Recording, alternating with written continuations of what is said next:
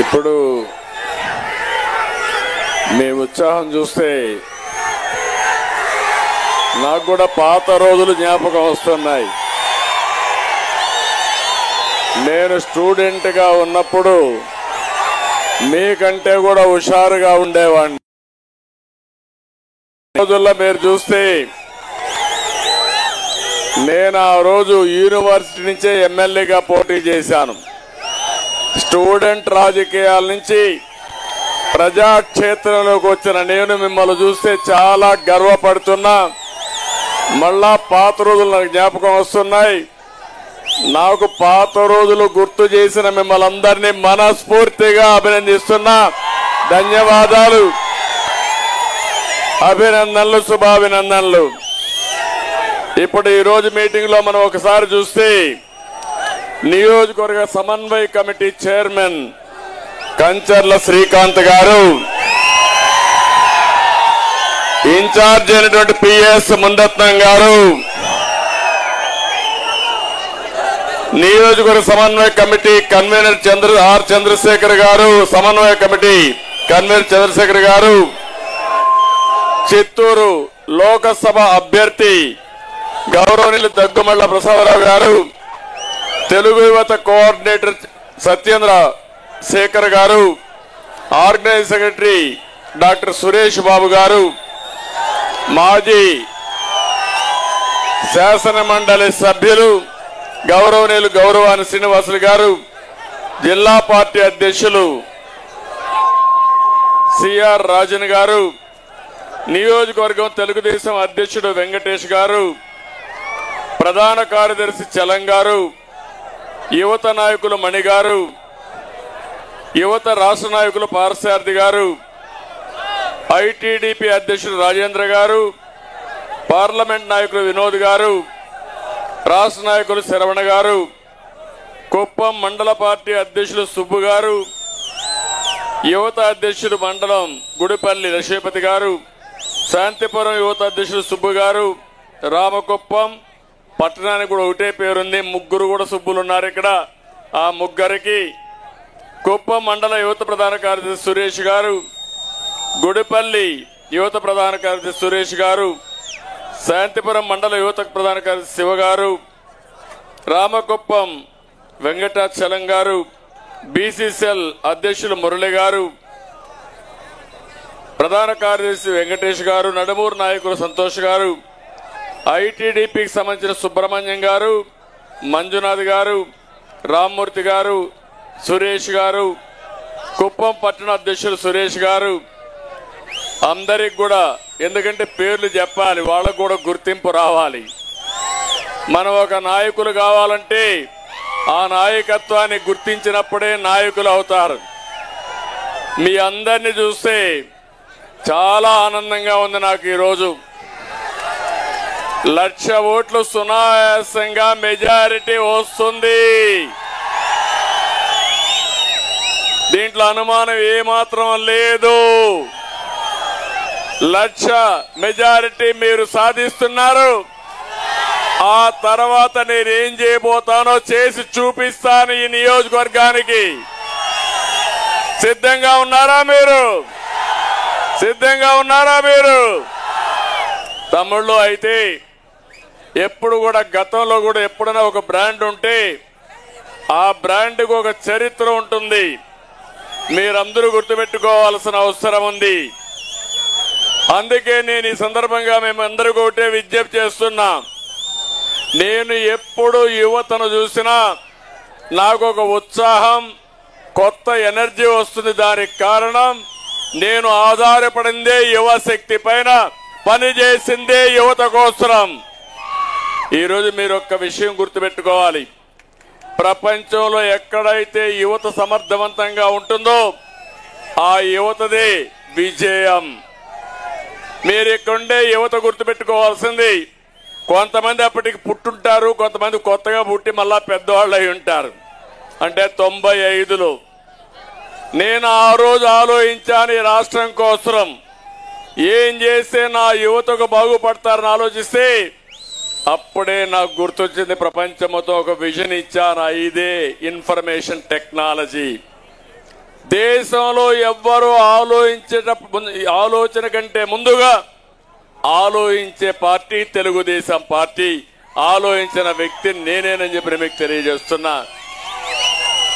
మీరు ఒక్కసారి మీరు ఆలోచిస్తే 25 ఏళ్లకు మనం నేను ఐటీ ప్రారంభిస్తే 25 ఏళ్ల తర్వాత కుప్పం నుంచి వర్క్ ఫ్రం హోమ్ మీ ఇంట్లో కూర్చొని ప్రపంచ కంపెనీలకు మీరు పనిచేస్తున్నారంటే అది నేను చూపించిన విజన్. అదే తెలుగుదేశం పార్టీ యొక్క సమర్థత. ఈరోజు ఒక విషయం మీరు గుర్తుపెట్టుకోండి. ఏ వ్యక్తి అయినా సరే పుట్టుకతో చిన్న వ్యక్తిగానే పుడతాడు. పెద్ద పెద్ద వాళ్ళందరినీ మీరు ఆలోచించుకోవాలి. ఒక మహాత్మా గాంధీ సాధారణ కుటుంబం, ఒక అంబేద్కర్ గారు సాధారణ కుటుంబం, ఒక ఎన్టీఆర్ సాధారణ కుటుంబం. నేను కూడా చిన్నప్పుడు మీ మారిగానే ఒక పల్లెటూరులో పుట్టా. ఒక రైతు బిడ్డని. మా ఊరికి రోడ్డు కూడా లేదు అప్పట్లో, గుర్తుపెట్టుకోవాలి మీరు. మీకన్నా నేను వచ్చినాక సిమెంట్ రోడ్లు వేసా. ఊర్లో సిమెంట్ రోడ్లు ఉన్నాయి, ఊరికి పోవాలంటే బీటీ రోడ్లు ఉన్నాయి. మా ఊర్లో అప్పుడైతే మామూలుగా రోడ్డు లేకపోతే శ్రమదానం చేయించి రోడ్డు వేయించి ప్రైవేట్ బస్సు తెప్పించిన వ్యక్తిని అప్పట్లోనే నేను. అలాంటి సామాజిక స్పృహతో ముందుకు పోయాం. మీరెంత అదృష్టవంతులంటే కనీసం మీరు కరెంటు చూశారు. మీరు పుట్టతానే కరెంటు వచ్చింది. మేము చిన్నప్పుడు చదువుకున్నప్పుడు కరెంటు కూడా లేదు. ఆ రోజు లాంతర్లో చదువుకున్న వ్యక్తులు మేమందరం కూడా బిగినింగ్ లో. నేను అలాంటి చూసిన తర్వాత ఒకప్పుడు మీరు చూస్తే కార్లు కూడా ఎక్కడా కనపడేవి కాదు. ఏ కొద్ది మందికో టౌన్ లో 1-2 కార్లు ఉండేటివి. అక్కడి నుంచి ప్రారంభించిన నా జర్నీ మీరు చూస్తే ఈరోజు డ్రైవర్ లెస్ కార్లకు వచ్చేసాం. ఒకప్పుడు మీరు చూస్తే కరెంటు లేని పరిస్థితి నుంచి ఈరోజు మీ ఇంట్లోనే కరెంటు తయారు చేసుకునే పరిస్థితికి వచ్చామంటే అది ప్రపంచం దూసుకుపోతున్న విధానం. దాన్ని అందిపుచ్చుకున్న ఏకైక రాష్ట్రం, ఏకైక జాతి తెలుగు జాతి అని చెప్పి కూడా నేను మీకు తెలియజేస్తున్నా. ఈరోజు మీరు ఇంకొక విషయం కూడా మీరు గుర్తుపెట్టుకోవాలి. ఈరోజు మనందరం కూడా ఒక పక్క మంచి సమయంలో యువత ఆవేశమే కాదు. తమ్ముడు ఇను నేను చెప్పిన మెసేజ్ వినండి. మీ జీవితంలో మళ్ళా, ఎందుకంటే మీరు గంజాయికో జే బ్రాండ్ లిక్కర్కో లేకపోతే డ్రగ్స్ పోకుండా నేను బంగారు బాట మీకు వేయాలనుకుంటున్నా. ఆ బంగారు బాటలో నా తమ్ముళ్ళు, బంగారు తమ్ముళ్ళు నడవాలని మనస్ఫూర్తిగా కోరుకుంటున్నా. ఎప్పుడు కూడా యువత ఆవేశంలో ఉంటారు. అందుకే వివేకానంద ఒక మాట చెప్పాడు. అప్పట్లోనే 100 మంది ఉక్కు కండరాలుండే యువత నాకు ఇస్తే ప్రపంచాన్ని మార్చేస్తానన్నారు. నేను చెప్తున్నా, ఆయన ఆ రోజు చెప్పాడు, ఈ రోజు నేను చూపించా. ఆ విషయం మీరు గుర్తుపెట్టుకోవాల్సిన అవసరం ఉంది. 25 ఏళ్లకు మునుపు నేను మాట్లాడేవాడిని, మీ పిల్లల్ని బాగా చదివించండి, చదివిస్తే మీ పిల్లలు ప్రపంచాన్ని జయించే శక్తి వస్తుంది. 100 ఎకరాల భూమి ఇస్తామా, ₹1 కోటి డబ్బులు ఇస్తామనేది కాదు. అసమర్థుడైతే పోగొట్టుకుంటాడు. అతనికి తెలివి సంపాదించి పెట్టగలిగితే బాగా చదివిస్తే మంచి ఉద్యోగం వచ్చి చేస్తారంటే ఇప్పుడు మన పిల్లలు మాట్లాడుతున్నారు $1 బిలియన్ మాట్లాడుతున్నారు. బిలియన్ అంటారు. ఎంత నీ ఆదాయం అంటే 2 బిలియన్ సార్. కంపెనీ ఎంత వాల్యుయేషన్ 5 బిలియన్ సార్. 5 బిలియన్ అంటే మనం ₹5 అనుకుంటున్నాం. 5 బిలియన్ అంటే 20,000 కోట్లు, 30,000 కోట్ల రూపాయలు సంపాదించే పరిస్థితికి వచ్చారు. అది ఈరోజు తెలుగుదేశం పార్టీ. మీరు చూస్తే ఊరూరు బలపం కట్టుకొని చెప్పాను. చరిత్ర ఒకసారి చూసుకోవాలి. ఇప్పుడు మీరంతా ఫోన్లు పెట్టుకొని నా మీటింగ్లన్నీ షూటింగ్ చేస్తున్నారు.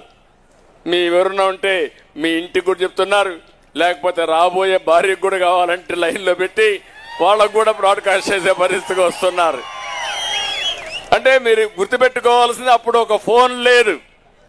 మన కుప్పంలోనే కొత్తగా వచ్చినప్పుడు సెల్ ఫోన్ ఉందా తల్లి నీకు? అప్పుడు మీ ఇంటికి ఫోన్ ఉందా? ఆ రోజు ఫోనులు లేవు.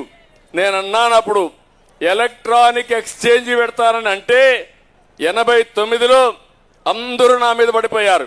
కుప్పంలో 100 టెలిఫోన్లు లేవు, ఈయన ఎలక్ట్రానిక్ ఎక్స్చేంజ్ పెడతాడంటని. నేను చెప్పా, చేసి చూపిస్తానని చెప్పా. ఆ రోజు నేను ఆలోచించాను, ఈ సెల్ ఫోన్లు చైనాలో కొన్ని కోట్ల సెల్ ఫోన్లన్నీ మొబిలైజ్ అవుతా ఉంటే, ఇండియాలో కాల్ చేయాలంటే, టెలిఫోన్ చేయాలంటే లైట్నింగ్ కాల్ అని వారం రోజులకు వచ్చేది. అక్కడి నుంచి నేను గట్టిగా పట్టుబట్టి ఆనాటి ప్రధానమంత్రి వాజ్పేయి గారిని మెప్పించి నేనే రిపోర్ట్ ఇచ్చి ఈరోజు డీరెగ్యులేషన్ ఇన్ టెలికమ్యూనికేషన్ సెక్టర్ వచ్చింది. అంటే మీరు గుర్తుపెట్టుకోవాల్సింది, ఆ రోజు మనం ఎవరికైనా ఫోన్ చేయాలంటే బిఎస్ఎన్ఎల్ ఒక కంపెనీ ఉండేది. ఆ కంపెనీకి మనం ఫోన్ చేసి ఆ ఎక్స్చేంజ్లో ఆపరేటర్ మాన్యువల్ ఉండేవాడు. వాడికి ఫోన్ చేసి చెప్తే నాకు ఈ ఫోన్ కనెక్ట్ చేయమంటే వారం తర్వాత మీకు ఫోన్ వచ్చేది. అందుకే అప్పుడు మనుషులు పెట్టి కబుర్లు పంపించేవారు. ఈ విషయం కూడా మీరు గుర్తుపెట్టుకోవాలి, లెటర్లు రాసేవాళ్ళు. అలాంటి దగ్గర నుంచి నేను ఆలోచించిన తర్వాత ప్రధానమంత్రి గారు చెప్తే ఎక్కడ సాధ్యమన్నాడు. అసాధ్యం అనేది ఏది ఉండదు సార్, నా మాటనండి, మీరు చేయండి, మీరు ఫలితాలు చూస్తారంటే నేను ఇచ్చిన రిపోర్ట్ ఆధారంగా రిఫార్మ్ తీసుకొచ్చారు. ఈరోజు మా తమ్ముళ్ళన్నీ ఆ సెల్ ఫోన్లు వాడుతూ ఉంటే మెసేజ్ కూడా ఒక్క నిమిషంలో మీ ఇంటికి పంపించేస్తున్నాను. నేను మీటింగ్లో ఉన్నా, మీటింగ్ స్టార్ట్ అయింది, అర్ధ గంటకి మీటింగ్ అవుతుంది, మళ్ళా ఇంటికి ఏ టైంకి వస్తానో మీరు చెప్పే పరిస్థితికి వచ్చేసారు. మా తమ్ముడు ఫుల్గా గుండెలో నన్ను పెట్టుకున్నాడు. చాలా సంతోషం తమ్ముడు. అలాంటి వాళ్ళు చూసినప్పుడు నాకు అనిపిస్తుంది, నా మీద నమ్మకం ఆ తమ్ముళ్ళకి. అలాంటి తమ్ముళ్ళ కోసమే నా జీవితాంతం పనిచేస్తున్నా. తీసుకుందాం పక్కన మళ్ళా అట్లా కూర్చో, ముందుకు రని, ముందుకు వచ్చి ఆ పక్క కూర్చొని తీసుకుంటాను, మీటింగ్ అవుతానే తీసుకో.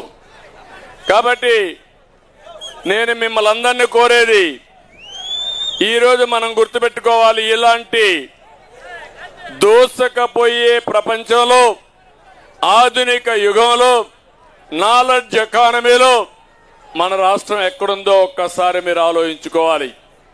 యువత మేలుకోండి. రాష్ట్రంలో పెట్టుబడులు లేవు, పరిశ్రమలు లేవు, ఉద్యోగాలు లేవు, ఉపాధి లేదు. అలాంటి పరిస్థితిలో శక్తివంతమైన యువత నిరాశ నిస్పృహలతో ఏం చేయాలో ఆలోచించకుండా వీలైతే వేరే రాష్ట్రాలకు, వేరే దేశాలకు పోతున్నారు. రాష్ట్రంలో మాత్రం ఎలాంటి అవకాశాలు లేకుండా పోయే పరిస్థితి వచ్చింది. నేను అందుకే మిమ్మల్ని అందరినీ కోరుతున్నా, మీ జీవితాల్ని చీకటిమయం చేసిన ఈ జలగని ఇంటికి పంపిస్తారా లేదా అని మిమ్మల్ని అడుగుతున్నా. సిద్ధంగా ఉన్నారా అని మిమ్మల్ని అడుగుతున్నా. మోసాలు దిట్ట ఈ జలగా. మీరు ఎన్నికల కంటే ముందు చెప్పండి, ఏం చెప్పాడు ఆ రోజు మీ దగ్గరికి వచ్చి? యువత మేలుకోండి, మొత్తం చేస్తానని చెప్పాడా లేదా? జనవరి 1వ తారీఖున జాబ్ క్యాలెండర్ ఇస్తా అన్నాడా లేదా? మీకు ఇచ్చాడా? మీకు 5 ఏళ్ళు అయింది, ఒక్క జాబ్ క్యాలెండర్ రాలా. వస్తుందని నమ్మకం ఉందా మీకు? ఇంకా రెండోది నేను అడుగుతున్న, ప్రతి ఏటా డిఎస్సి అన్నాడా లేదా? పెట్టాడా డిఎస్సి? ఇప్పుడు పోతూ పోతూ ఇప్పుడు డిఎస్సి పెడతానంటాడు. ఇంకో పక్క మీరు చూస్తే ఆయన మాత్రం వేల కోట్ల రూపాయలు సంపాదించాలి. ఆయన పక్కనుండే దొంగలు వేల కోట్ల రూపాయలు దోచేయాలి. మీకు మాత్రం 5,000 రూపాయలు ఇచ్చే వాలంటీర్ ఉద్యోగం, లేకపోతే ఫిష్ మార్ట్లో ఉద్యోగం, అంతే కదా, మటన్ కొట్లో ఉద్యోగం. అంటే ఇదేనా మన జీవితాలని మిమ్మల్ని అడుగుతున్నా. మొన్న ఒక మంత్రిని చూశాను, మాజీ మంత్రిని. ఆయనంతా కూడా సర్వ్ చేస్తూ హోటల్లో వైఎస్ఆర్ కాంగ్రెస్ బోర్డు అంటే మిమ్మల్ని అందరినీ సర్వర్లుగా తయారు చేస్తానంటున్నారు. నేను కంప్యూటర్ ఆపరేటర్లుగా నాలెడ్జ్ ఎకానమీలో అగ్రస్థానంలో ప్రపంచంలో మిమ్మల్ని పెట్టాలనుకుంటే ఈ దుర్మార్గులు మిమ్మల్ని నిర్వీర్యం చేశారు. చాలా బాధేస్తుంది, తపనేస్తుందని చెప్పి కూడా నేను మీకు తెలియజేస్తున్నా. దీంతో ఏమైంది? ఖాళీగా ఉండడు ఎప్పుడు అంటాం, idle man brain is a devil workshop అని, అవునా కాదా? అందుకు మీరేం చేశారు? గమ్మను ఉండి ఉండి ఏం చేయాలని ఆలోచించకుండా ఒక జే బ్రాండ్ ఒక క్వార్టరో హాఫ్ బాటిల్ వేసుకోవాలనుకున్నారు. ఇది సాధ్యం అవునా కదా? పని ఉంటే పని మిమ్మల్ని ఆకుపై చేస్తుంది, పని లేనప్పుడు ఇలాంటి అలవాట్లకు అలవాటు పడతాం. అది ఎక్కువ రేట్ అయింది. 60 రూపాయలు వసూలు చేసే జే బ్రాండ్ ఇప్పుడు 200 రూపాయలు చేశాడు. కల్తీ మద్యం ఇష్ట ప్రకారం రేట్లు పెంచారు. ఇంకో పక్క సరసమైన ధరకు గంజాయి వదిలిపెట్టాడు. మన రాష్ట్రంలో గంజాయి పంట అఫిషియల్ పంట అయిపోయింది, అవునా కాదా? కిరాణా కొట్లో దొరుకుతా ఉందా లేదా గంజాయి? ఎక్కడైనా దొరుకుతా ఉంది. అంటే ఏంటి రాష్ట్రం అంటే యువతని పెడుదారిన పట్టించే మార్గం తీసుకొచ్చారు. ఇంకో పక్క నిన్నే చూశారు, డ్రగ్స్ కూడా తీసుకొచ్చారు. బ్రెజిల్ నుంచి 25,000 కేజీల డ్రగ్స్ ని విశాఖపట్నం పోర్టుకు తీసుకొచ్చారంటే వీళ్ళు ఎంత దుర్మార్గులో మీరు ఒక్కసారి ఆలోచించుకోవాల్సిన అవసరం ఉంది. అందుకే నేను ఒకటే చెప్తున్నాను, మన రాష్ట్రంలో ఉండే యువతకు విజ్ఞప్తి చేస్తున్నా, మళ్ళీ మీ భవిష్యత్తుకు భరోసా ఇచ్చే బాధ్యత నాది. రేపు ఎన్నికల్లో వైఎస్ఆర్ కాంగ్రెస్ పార్టీని చిత్తుగా ఓడించి ప్రజలకు వాస్తవాలు చెప్పాల్సిన బాధ్యత మీది. తమ్ముళ్ళు, ఇంకొక విషయం మీరు చూస్తే మొన్ననే 2019లో నేను సర్వీస్ కమిషన్ లో ఉద్యోగాలు పిలిచాను. అవి కూడా గ్రూప్ 1 సర్వీసెస్ అయ్యి, అంటే డిఎస్పీలు, అదే మరి సబ్ కలెక్టర్స్. దానివల్ల ఐఏఎస్ అవుతారు, ఐపీఎస్ అవుతారు. 2019 నేను పెడితే వీళ్ళు వస్తానే మార్చేశారు. మామూలుగా కంప్యూటర్ కరెక్షన్ చేయడానికి వీలు లేదు, మాన్యువల్ గా కరెక్షన్ చేయాలి, అది చట్టం. దానికి వ్యతిరేకంగా కంప్యూటర్లో కరెక్షన్ చేసి వీళ్ళకి కావలసిన మనుషులకు పోస్టులు అమ్ముకున్నారు. దానిపై నిరుద్యోగులంతా కోర్టుకు వెళ్లారు, హోరాహోరీగా పోరాడారు. నా దగ్గర కూడా వచ్చారు, నేను కూడా సహకరించా. కడాన వాళ్ళు ఇమ్మీడియట్ గా న్యాయం జరగలేదు. 2 ఏళ్లు పోరాడారు, 3 ఏళ్లు పోరాడారు. కడకు హైకోర్టు కరుణించి చాలా క్లియర్ గా కంప్యూటర్ కరెక్షన్ చేయడానికి లేదు, మాన్యువల్ గా చేయమని ఆర్డర్స్ ఇచ్చారు. మాన్యువల్ గా చేయమంటే మాన్యువల్ గా వర్క్ స్టార్ట్ చేశారు. వీళ్ళ మనుషులకు ఉద్యోగాలు రాలేదు. మళ్ళీ రెండోసారి వాల్యుయేషన్కి వెళ్లారు మాన్యువల్ గా. మీరు గుర్తుపెట్టుకోవాలి, మళ్ళీ యువతంతా మళ్ళా హైకోర్టుకి వెళ్లారు. మీరు చెప్పారు, మాన్యువల్ కరెక్షన్ చేశారు, మళ్ళా దాని మీద ఎన్నికిపోయి మళ్ళా మాకు ఉద్యోగాలు ఇవ్వకుండా అమ్మేసుకున్నారని మళ్ళా పోతే హైకోర్టు క్షుణ్ణంగా పరిశీలించి తప్పు చేశారని వాతలు పెట్టే పరిస్థితి వచ్చారు. నేను ఒకే విషయం అడుగుతున్నా, ఎన్ని లక్షల మంది యువత సబ్ కలెక్టర్లు కావాలని, డిఎస్పీలు కావాలని, జీవితంలో 10 ఏళ్లు 5 ఏళ్లు చదివి పట్టు వదలని విక్రమార్కులుగా మీరు ముందుకు పోతే ఆ పోస్టులు అమ్ముకుంటే మీ జీవితాలు ఏమవుతాయని అడుగుతున్నా, మీ మెరిట్ ఏమవుతుందని అడుగుతున్నా. అందుకే ఈ రాష్ట్రంలో ఉండే యువతంతా ఆలోచించుకోవాలి. మీకు ఉద్యోగాలు ఇవ్వడం లేదు, ఉద్యోగాలు వచ్చే అవకాశం లేదు. ఇంకో పక్క మీ ఉద్యోగాలు అమ్ముకునే పరిస్థితి వీళ్ళు వచ్చారంటే మీ భవిష్యత్తును అమ్మేస్తున్నారు. ఆ విషయం మీరు గుర్తుపెట్టుకోండి.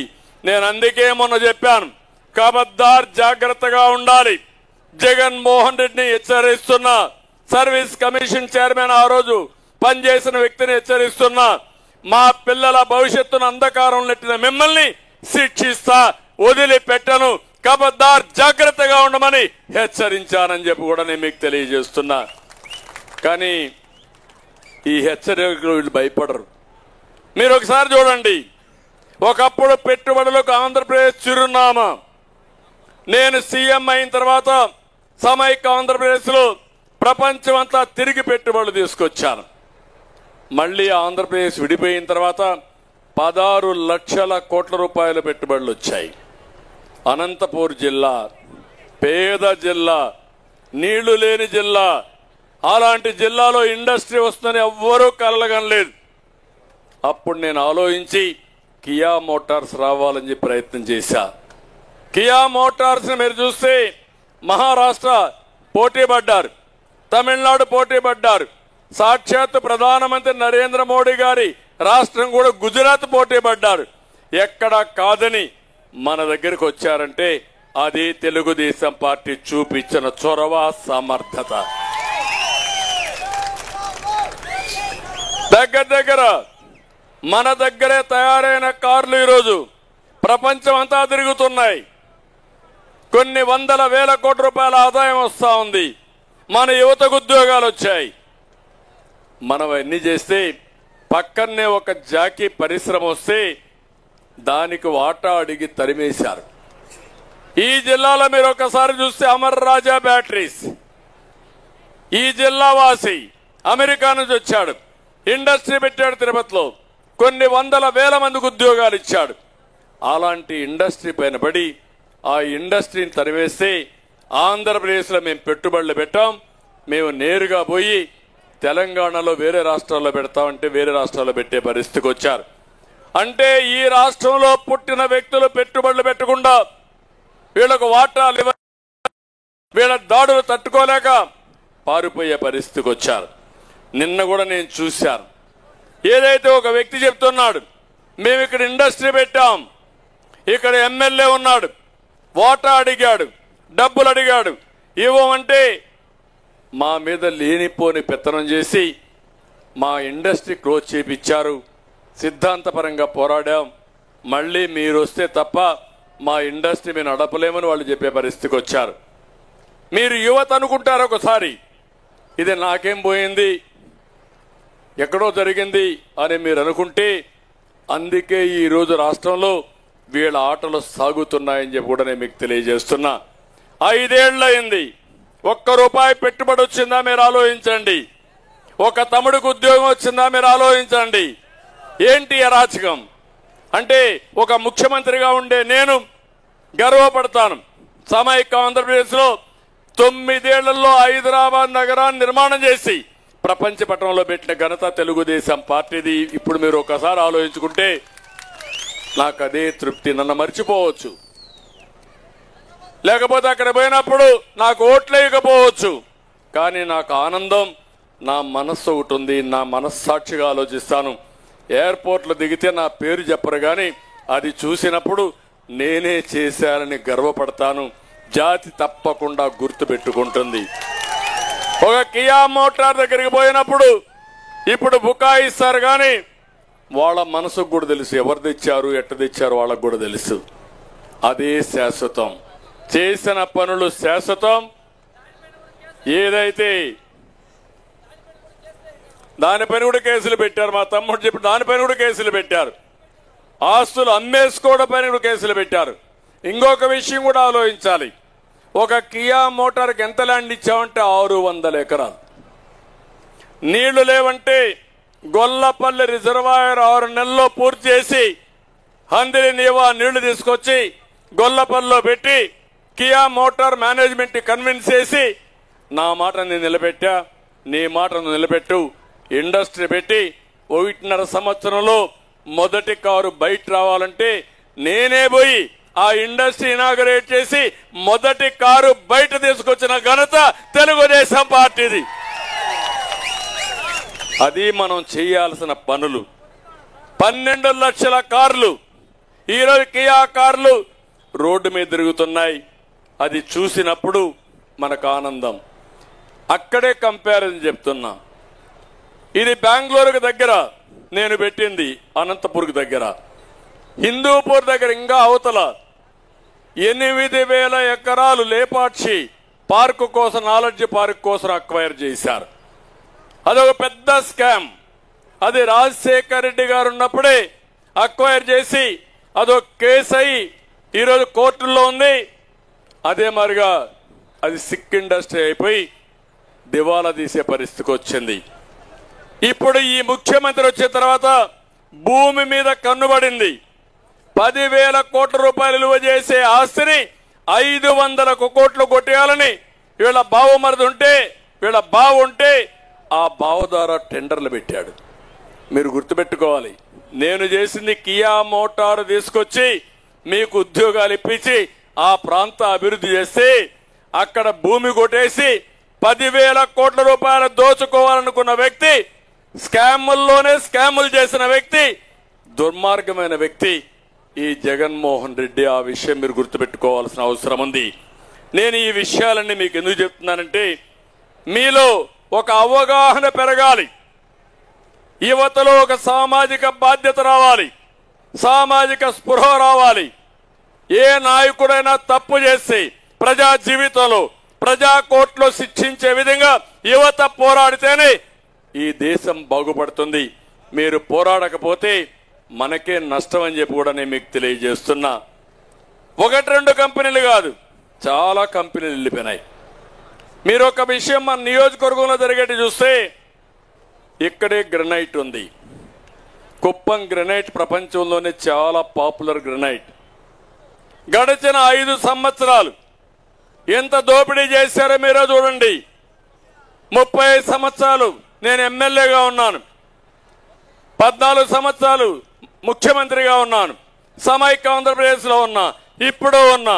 ఎప్పుడైనా సరే ఎవడైనా ధైర్యం చేసి 1 ఎకరా కానీ ఒక్క తప్పు చేయడానికే ప్రయత్నం చేశారా? ఒక్కసారి ఆలోచించుకోండి.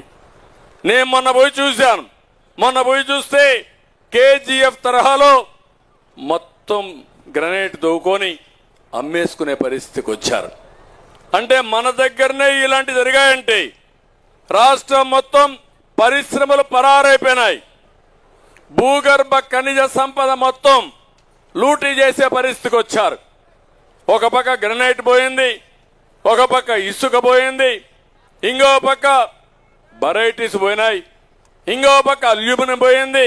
ఒకటి కాదు, రాష్ట్రంలో ఉండే భూగర్భ ఖనిజ సంపద దోచేసిన దుర్మార్గులు వీళ్ళని చెప్పి నేను మీకు తెలియజేస్తున్నా. అది ప్రజల ఆస్తి, ఆ ఆస్తి మీకు రావాలి. అదే మరి ఇంకొక పక్క మీరు చూస్తే భూగర్భ ఖనిజ సంపద నుంచి పరిశ్రమలు పెడితే యువతకు ఉద్యోగాలు వస్తాయి. దోపిడీ చేసి రా మెటీరియల్ అమ్మేస్తే మీకు ఉద్యోగాలు వచ్చే పరిస్థితులు కూడా లేవని చెప్పి నేను మీకు తెలియజేస్తున్నా.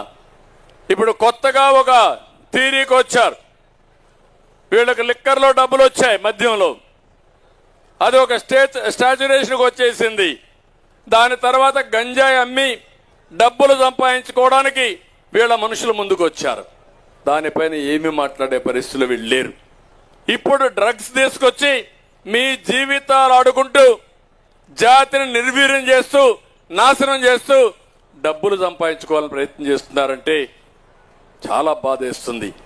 మేము మాట్లాడి తిరిగి మా మీద ఆరోపణలు చేస్తున్నారు. నేను ఒకటే చెప్తున్నా, నేను వచ్చిన 100 రోజుల్లో ఈ రాష్ట్రంలో డ్రగ్స్ కానీ గంజాయి కానీ అదే సమయంలో ఏదైతే లిక్కర్ ఉందో జే బ్రాండ్స్ ఉన్నాయో పూర్తిగా ప్రక్షాళన చేసి ఈ రాష్ట్రాన్ని కాపాడే బాధ్యత తెలుగుదేశం పార్టీ తీసుకుంటాం, ఎన్డీఏ తీసుకుంటాం. అందుకే నేను మిమ్మల్ని అందరినీ కోరుతున్నా. ఇప్పుడు కొత్తగా ఒకటి వచ్చింది, ఈ విషయం కూడా మీరు గుర్తుపెట్టుకోవాలి. ఇది ఇంకా భయంకరం. ఇప్పుడు మా తమ్ముళ్ళంతా టెక్నాలజీ బ్రహ్మాండంగా వాడుతున్నారు.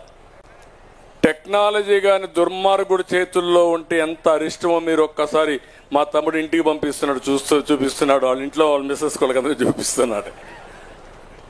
ఎంత భయంకరం అంటే టెక్నాలజీ అనేది ఎప్పుడు కూడా నేను ఒకప్పుడు చూసేవాడిని. టెండర్లు వేయడానికి ఒకప్పుడు రాయలసీమలో కొంతమంది దుర్మార్గులు ఫ్యాక్షన్ నాయకులు టెండర్లు వేయనీయకుండా అడ్డం పడేవాళ్ళు. అప్పట్లో నేను చేసిన పని 95 బిగినింగ్లో టెండర్లు వేయాలంటే ఎస్సీ ఆఫీసులో పెడితే వీళ్ళు దౌర్జన్యం చేస్తున్నారని ఎస్పీ ఆఫీసులో కూడా టెండర్ బాక్స్ పెట్టి అక్కడ వేయించి దాన్ని కంట్రోల్ చేయడానికి ప్రయత్నం చేశా. ఇప్పుడు ప్రమాదం మీరు ఒక్కసారి గుర్తుపెట్టుకోవాల్సింది ఎట్లా జరిగిందని చూస్తే ఇప్పుడు టెక్నాలజీ వచ్చింది, టెండర్లన్నీ వేస్తారు, వీళ్ళ మనుషులు ఉంటారు. 4 గంటలకు ఫైనల్ టెండర్ వేయాలంటే 3:45 చెప్పి లోయెస్ట్ పలానోడు వేశాడు, దానికంటే తగ్గించేసుకోమని వీళ్ళు చెప్తే వాళ్ళు తగ్గించేస్తే వాడికి ఎవడికి రాదు, వీళ్ళకే టెండర్లు వస్తాయి. పాస్వర్డ్ వీళ్ళ దగ్గర ఉంది. ఇప్పుడు వీళ్ళు మ్యానిపులేట్ చేస్తారు. రెండోది మీరు చూస్తే నిన్న మొన్న కొత్త భూ చట్టం ఒకటి తీసుకొచ్చారు. దానికంటే ముందు మీరు ఒకసారి చూస్తే మొత్తం ల్యాండ్ రికార్డ్స్ అన్ని అప్డేట్ చేశారు. ముఖ్యమంత్రి ఇంట్లో కూర్చొని ఎల్లయ్య భూమి పుల్లయ్యకి రాసేయాలంటే ఒక్క నిమిషంలో సర్వే నెంబర్ మారిస్తే మీ పని గోవిందా గోవిందా. ఇప్పుడు అదే జరిగింది. నేను చూశారు.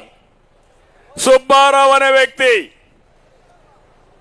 ఒంటిమిట్టలో 3 ఎకరాల భూమి, నేను ఒంటిమిట్ట డెవలప్ చేసి ఆదాయం పెరిగింది, భూమి విలువ పెరిగింది. పాపం అప్పులైనాయి. అప్పులకన్నీ కట్టేసి ఆయన మొత్తం చేసుకోవాలనుకుంటే వీళ్ళు ఓన్లీ సబ్ నెంబర్ ఆ పట్టా వేరే వాళ్ళ పేరుతో రాయిచ్చేశారు, నెంబర్ మార్చేశారు. తిరిగి తిరిగి అవస్థపడ్డాడు. ఎవరు సమాధానం చెప్పలేదు. కడాని ఇంకా బతుకు మీద ఆశ నశించి ఆత్మహత్య చేసుకుని చనిపోయే పరిస్థితి వచ్చాడు. ఆ వార్త విని భార్య కుమార్తె కూడా చనిపోయే పరిస్థితికి వచ్చారు. నేను మిమ్మల్ని అందరినీ ఎందుకు కోరుతున్నానంటే, రేపు మీ ఇంటి మీద మీకు హక్కు ఉండదు, మీ భూములు మీ చేతుల్లో ఉండవు. ఇక్కడ ఉంటాడు ఒక చిల్లర మనిషి ఉంటారు కుప్పంలో కూడా. నా నియోజకవర్గంలో నేను ముఖ్యమంత్రిగా పనిచేసిన నియోజకవర్గం అపోజిషన్ నియోజకవర్గం. ఇక్కడ ఉంటే పేటీఎం బ్యాచ్ తయారై కుప్పంలో ఇష్టానుసారంగా నన్నే బెదిరించే పరిస్థితికి వచ్చారంటే తమ్ముళ్ళు మీరు ఒక లెక్క అని మిమ్మల్ని అడుగుతున్నా. మీరు బయట రాగలుగుతారా అని మిమ్మల్ని అడుగుతున్నా. అలాంటి పరిస్థితి రావడానికి ఎవరు కారణం? జగన్మోహన్ రెడ్డి అవునా కాదా? మీకు భద్రత అవసరమా లేదా అని మిమ్మల్ని అడుగుతున్నా. మీరేమనుకుంటున్నారు? ఏదో చంద్రబాబు నాయుడు ఎన్నిక, ఆయన చూసుకుంటాడు, అవసరమైతే ఆయనే డబ్బులు ఖర్చు పెట్టుకుంటాడు, లేకపోతే ఆయనే ఊరూరు తిరుగుతాడు, ఒకవేళ గెలిస్తే ఆయనే కదా ముఖ్యమంత్రి, నాకేం వస్తుందని మీరు అనుకుంటున్నారు. అదే ప్రమాదం.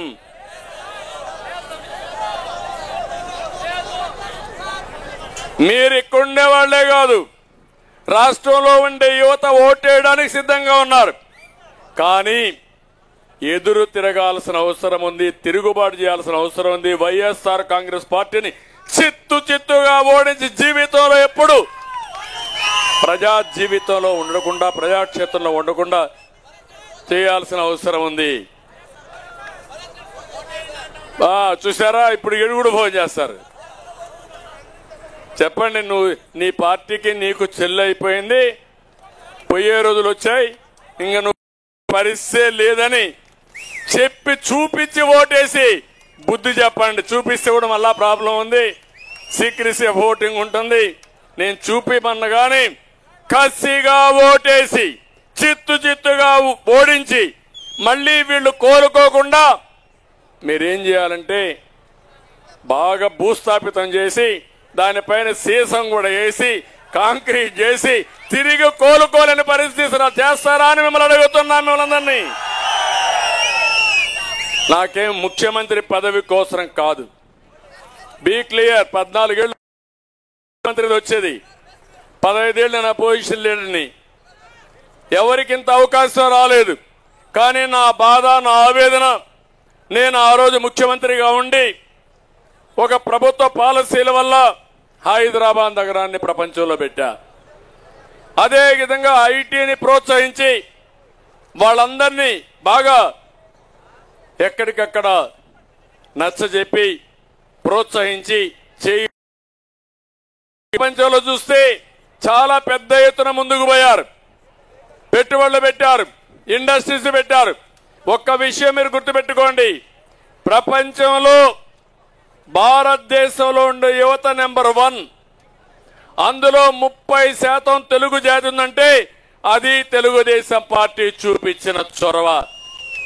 మేము అంటున్నారు మా తమ్ముళ్ళు, కుప్పంని మేము గెలిపిస్తాం, రాష్ట్రాన్ని, మా భవిష్యత్తును మీరు కాపాడండి అని మా తమ్ముళ్ళు ప్లే కార్డ్స్ పెట్టుకున్నారు. మీరు చెప్పినట్టు మీ ఓటు కుప్పాన్ని అభివృద్ధి చేయడానికే కాదు, కుప్పం భవిష్యత్తుకే కాదు, మీరు రాష్ట్ర భవిష్యత్తు కోసం కష్టపడుతున్నారు. 1 लाख మెజారిటీ, లక్ష మెజారిటీ, అది మీరు చేయండి. ఆ తర్వాత ఈ రాష్ట్రాన్ని ఎట్లా అభివృద్ధి చేయాలనో, ఎట్లా పరిగెత్తిచ్చే బాధ్యత నాదని చెప్పి నేను మీకు తెలియజేస్తున్నా. ఈరోజు మీరు ఒకటే కాదు, అన్ని విషయాలు నేను చూశాను ఈ ప్రభుత్వంలో. నాలాంటి వాడి మీద ఎన్ని కేసులు పెట్టాలో అన్ని కేసులు పెట్టేశారు, పెడతానే ఉన్నారు. ఇంకా అంటే మామూలు వాళ్ళ గతేంటి? నేను మామూలు వాళ్ళు కాపాడడమా, నన్ను నేను కాపాడుకోవడమా, అందరినీ కాపాడుకోవడమా? మనిషి కూడా ఒకసారి చూస్తే భరించలేని భారం అవునా కాదా అని మిమ్మల్ని అడుగుతున్నా. బట్ భయపడను. నా జీవితంలో భయం అనేది ఎరగని వ్యక్తిని నేను. క్లేమోర్ మైన్స్ నా మీద 24 క్లేమోర్ మైన్స్ బ్లాస్ట్ చేసి సాక్షాత్ వెంకటేశ్వర స్వామి నువ్వు బతికుండాలి, నీకు పని ఉంది అని ప్రాణదానం చేసిన విషయం అది. ఆ రోజు కూడా నేను భయపడలా, అధైర్యపడలా. కానీ ఈరోజు నేను ఒకటే ఆలోచిస్తున్నా, మళ్ళీ గాడి దప్పిన పరిపాలన ఘాట్లో పెట్టి ఈ రాష్ట్రాన్ని కాపాడడానికి ఏ త్యాగానికైనా మేము సిద్ధమని మరొకసారి మీ అందరికీ విజ్ఞప్తి చేస్తున్నా. అందుకే ఈరోజు మీరు చూస్తే 3 పార్టీలు కూడా కలిశాం. కొంతమందికి కొన్ని అనుమానాలు ఉన్నాయి, ఎందుకు కలవాలి అని కూడా ఆలోచిస్తున్నారు. మా మైనారిటీ సోదరుల్లో కూడా అనుమానం ఉంది. కానీ ఒక్క విషయం మీరు గుర్తుపెట్టుకోండి, ఎన్డీఏలో ఉన్నప్పుడు కానీ ఎన్డీఏలో లేనప్పుడు కానీ మైనారిటీ సోదరులకు న్యాయం చేసిన ఏకైక పార్టీ తెలుగుదేశం పార్టీ. అంత మునుపు కూడా ఎన్నో పార్టీలు ఉన్నాయి. ఉర్దూ భాష 2వ భాష చేయమంటే ఎవరూ చేయకపోతే నేనే 13 జిల్లాల్లో 2వ భాష చేశాను. మైనారిటీ సంక్షేమం కోసం ఎన్టీ రామారావు గారు మైనారిటీ ఫైనాన్స్ కార్పొరేషన్ తీసుకొచ్చాడు. నేనే ఆజ్ హౌస్ కట్టాను. ఆజ్ హౌస్ కట్టిన తర్వాత రాష్ట్రం విడిపోతే కడప, విజయవాడలో 2 ఆజ్ హౌస్లు కట్టాం. ఎన్నో కార్యక్రమాలు మౌజములకి, ఇమాములకి ఆంధ్రోరం ఇచ్చిన పార్టీ తెలుగుదేశం పార్టీ. ఏ పార్టీ ఇవ్వాల? షాదీ ఖానాలు కట్టాం. అదే మరిగా రంజాన్ తోఫా ఇచ్చాం. ఈ విధంగా మీరు చూస్తే ఆడబిడ్డలకు పెళ్లిళ్ల కోసం 50,000 రూపాయల ఆర్థిక సహాయం చేసిన పార్టీ, మైనారిటీ ఆడబిడ్డల్లో పెళ్లిళ్లు చేసిన పార్టీ తెలుగుదేశం పార్టీ. ఈ 5 సంవత్సరాల్లో ఈ పార్టీ ఏం చేసింది? ఒక్క మైనారిటీకి 1 రూపాయి ఇచ్చారా అని అడుగుతున్నా. ఇంకో పక్కన మాట్లాడుతున్నారు బీజేపీతో పొత్తని. 5 ఏళ్లు మీరు చేసింది ఏంటి? అన్ని మీరే, అన్ని వాళ్ళు ఇచ్చిన పాలసీలన్నీ మీరే పార్లమెంట్ లో సపోర్ట్ చేశారు. కాబట్టి ఇవన్నీ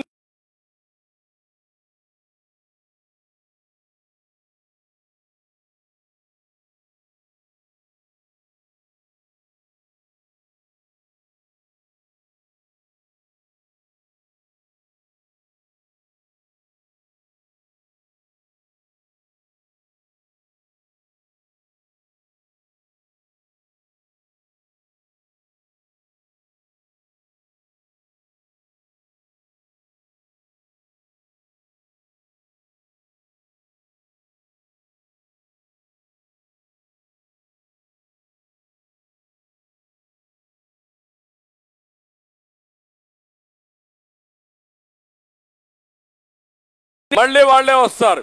వచ్చినప్పుడు వాళ్ళు వచ్చి పొత్తు పెట్టుకుందాం, ఈ రాష్ట్రాన్ని బాగు చేయడానికి మేము కూడా ముందుకు వస్తామంటే ఆ పరిస్థితిలో 12 లక్షల కోట్ల రూపాయలు అప్పు చేశాడు అప్పుల అప్పారావు. 12 లక్షల కోట్ల రూపాయలు. అదే మరి అన్ని వ్యవస్థల్ని సర్వనాశనం చేశాడు. ఇప్పుడు నేను ముఖ్యమంత్రి అయినా లేకుంటే ఎన్డీఏ అధికారంలోకి వచ్చినా కేంద్ర సహకారం లేకపోతే ఇక్కడ పనులు అవ్వడం కూడా కష్టం. అమరావతి సర్వనాశనం అయిపోయింది. పోలవరం విధ్వంసమైంది. పెట్టుబడులు పరారైపోయినాయి. యువత భవిష్యత్ అంధకారమైంది. రైతుల ఆత్మహత్యలు పెరిగిపోయినాయి. ఆడబిడ్డలపైన అత్యాచారాలు పెరిగిపోయినాయి. ఈ సమయంలో ఈ రాష్ట్రాన్ని కాపాడుకోవడానికి అందరం కలవాలనే ఉద్దేశంతోనే ఈరోజు ఎన్డీఏ అంతా మీ దగ్గరికి వస్తున్నాం. యువత ఇంటింటికి వెళ్ళి మీరు చెప్పాల్సిన బాధ్యత మీ మీద ఉంది. అందులో కూడా ఎవరెన్ని సీట్లు పోటీ చేస్తారో ఆలోచించలేదు. 3 కలిశాం. కొంతమంది నన్ను అన్నారు మీరు ఎక్కువ సీట్లు ఇస్తున్నారని. కొంతమంది పవన్ కళ్యాణ్ గారు అన్నారు మీరు తక్కువ సీట్లు తీసుకుంటున్నారని. కొంతమంది బీజేపీ అన్నారు మన జాతీయ పార్టీ ఇంతేనా, ఇంకా ఎక్కువ తీసుకోవాలని మాట్లాడారు. కానీ అల్టిమేట్గా మేము ఆలోచించింది సీట్ల కోసం కాదు, ఎవరెన్ని సీట్లు కాదు, అందరూ సమానం. ఈ రాష్ట్రాన్ని కాపాడాలి. ఈ రాష్ట్రాన్ని కాపాడడానికి మన వంతు బాధ్యత మేము నెరవేర్చాలని అందరం కలిసి మేము ముందుకు వస్తున్నామని చెప్పి కూడా నేను మీకు తెలియజేస్తున్నా. అందుకే ఒక మాట చెప్పాం, జెండాలు 3, అజెండా ఒకటే. అదే ఆంధ్రప్రదేశ్ రాష్ట్రాన్ని కాపాడుకోవడం. ప్రజలు గెలవాలి, రాష్ట్రం నిలబడాలి. ఆ రాష్ట్రం నిలబడినప్పుడు మా తమ్ముళ్ళ భవిష్యత్తు బంగారు భవిష్యత్తు కావాలి. చేసే బాధ్యత నాది. ఎయిర్పోర్ట్ వస్తారని చెప్తాను. నిన్ననే మీరు ఒకసారి చూస్తే ఇంకొకసారి నేను ప్రపంచమంతా బ్రాడ్ పిక్చర్ చెప్పాను. మన రాష్ట్ర భవిష్యత్తు చెప్పాను. కుప్పం భవిష్యత్తుకు వద్దాం.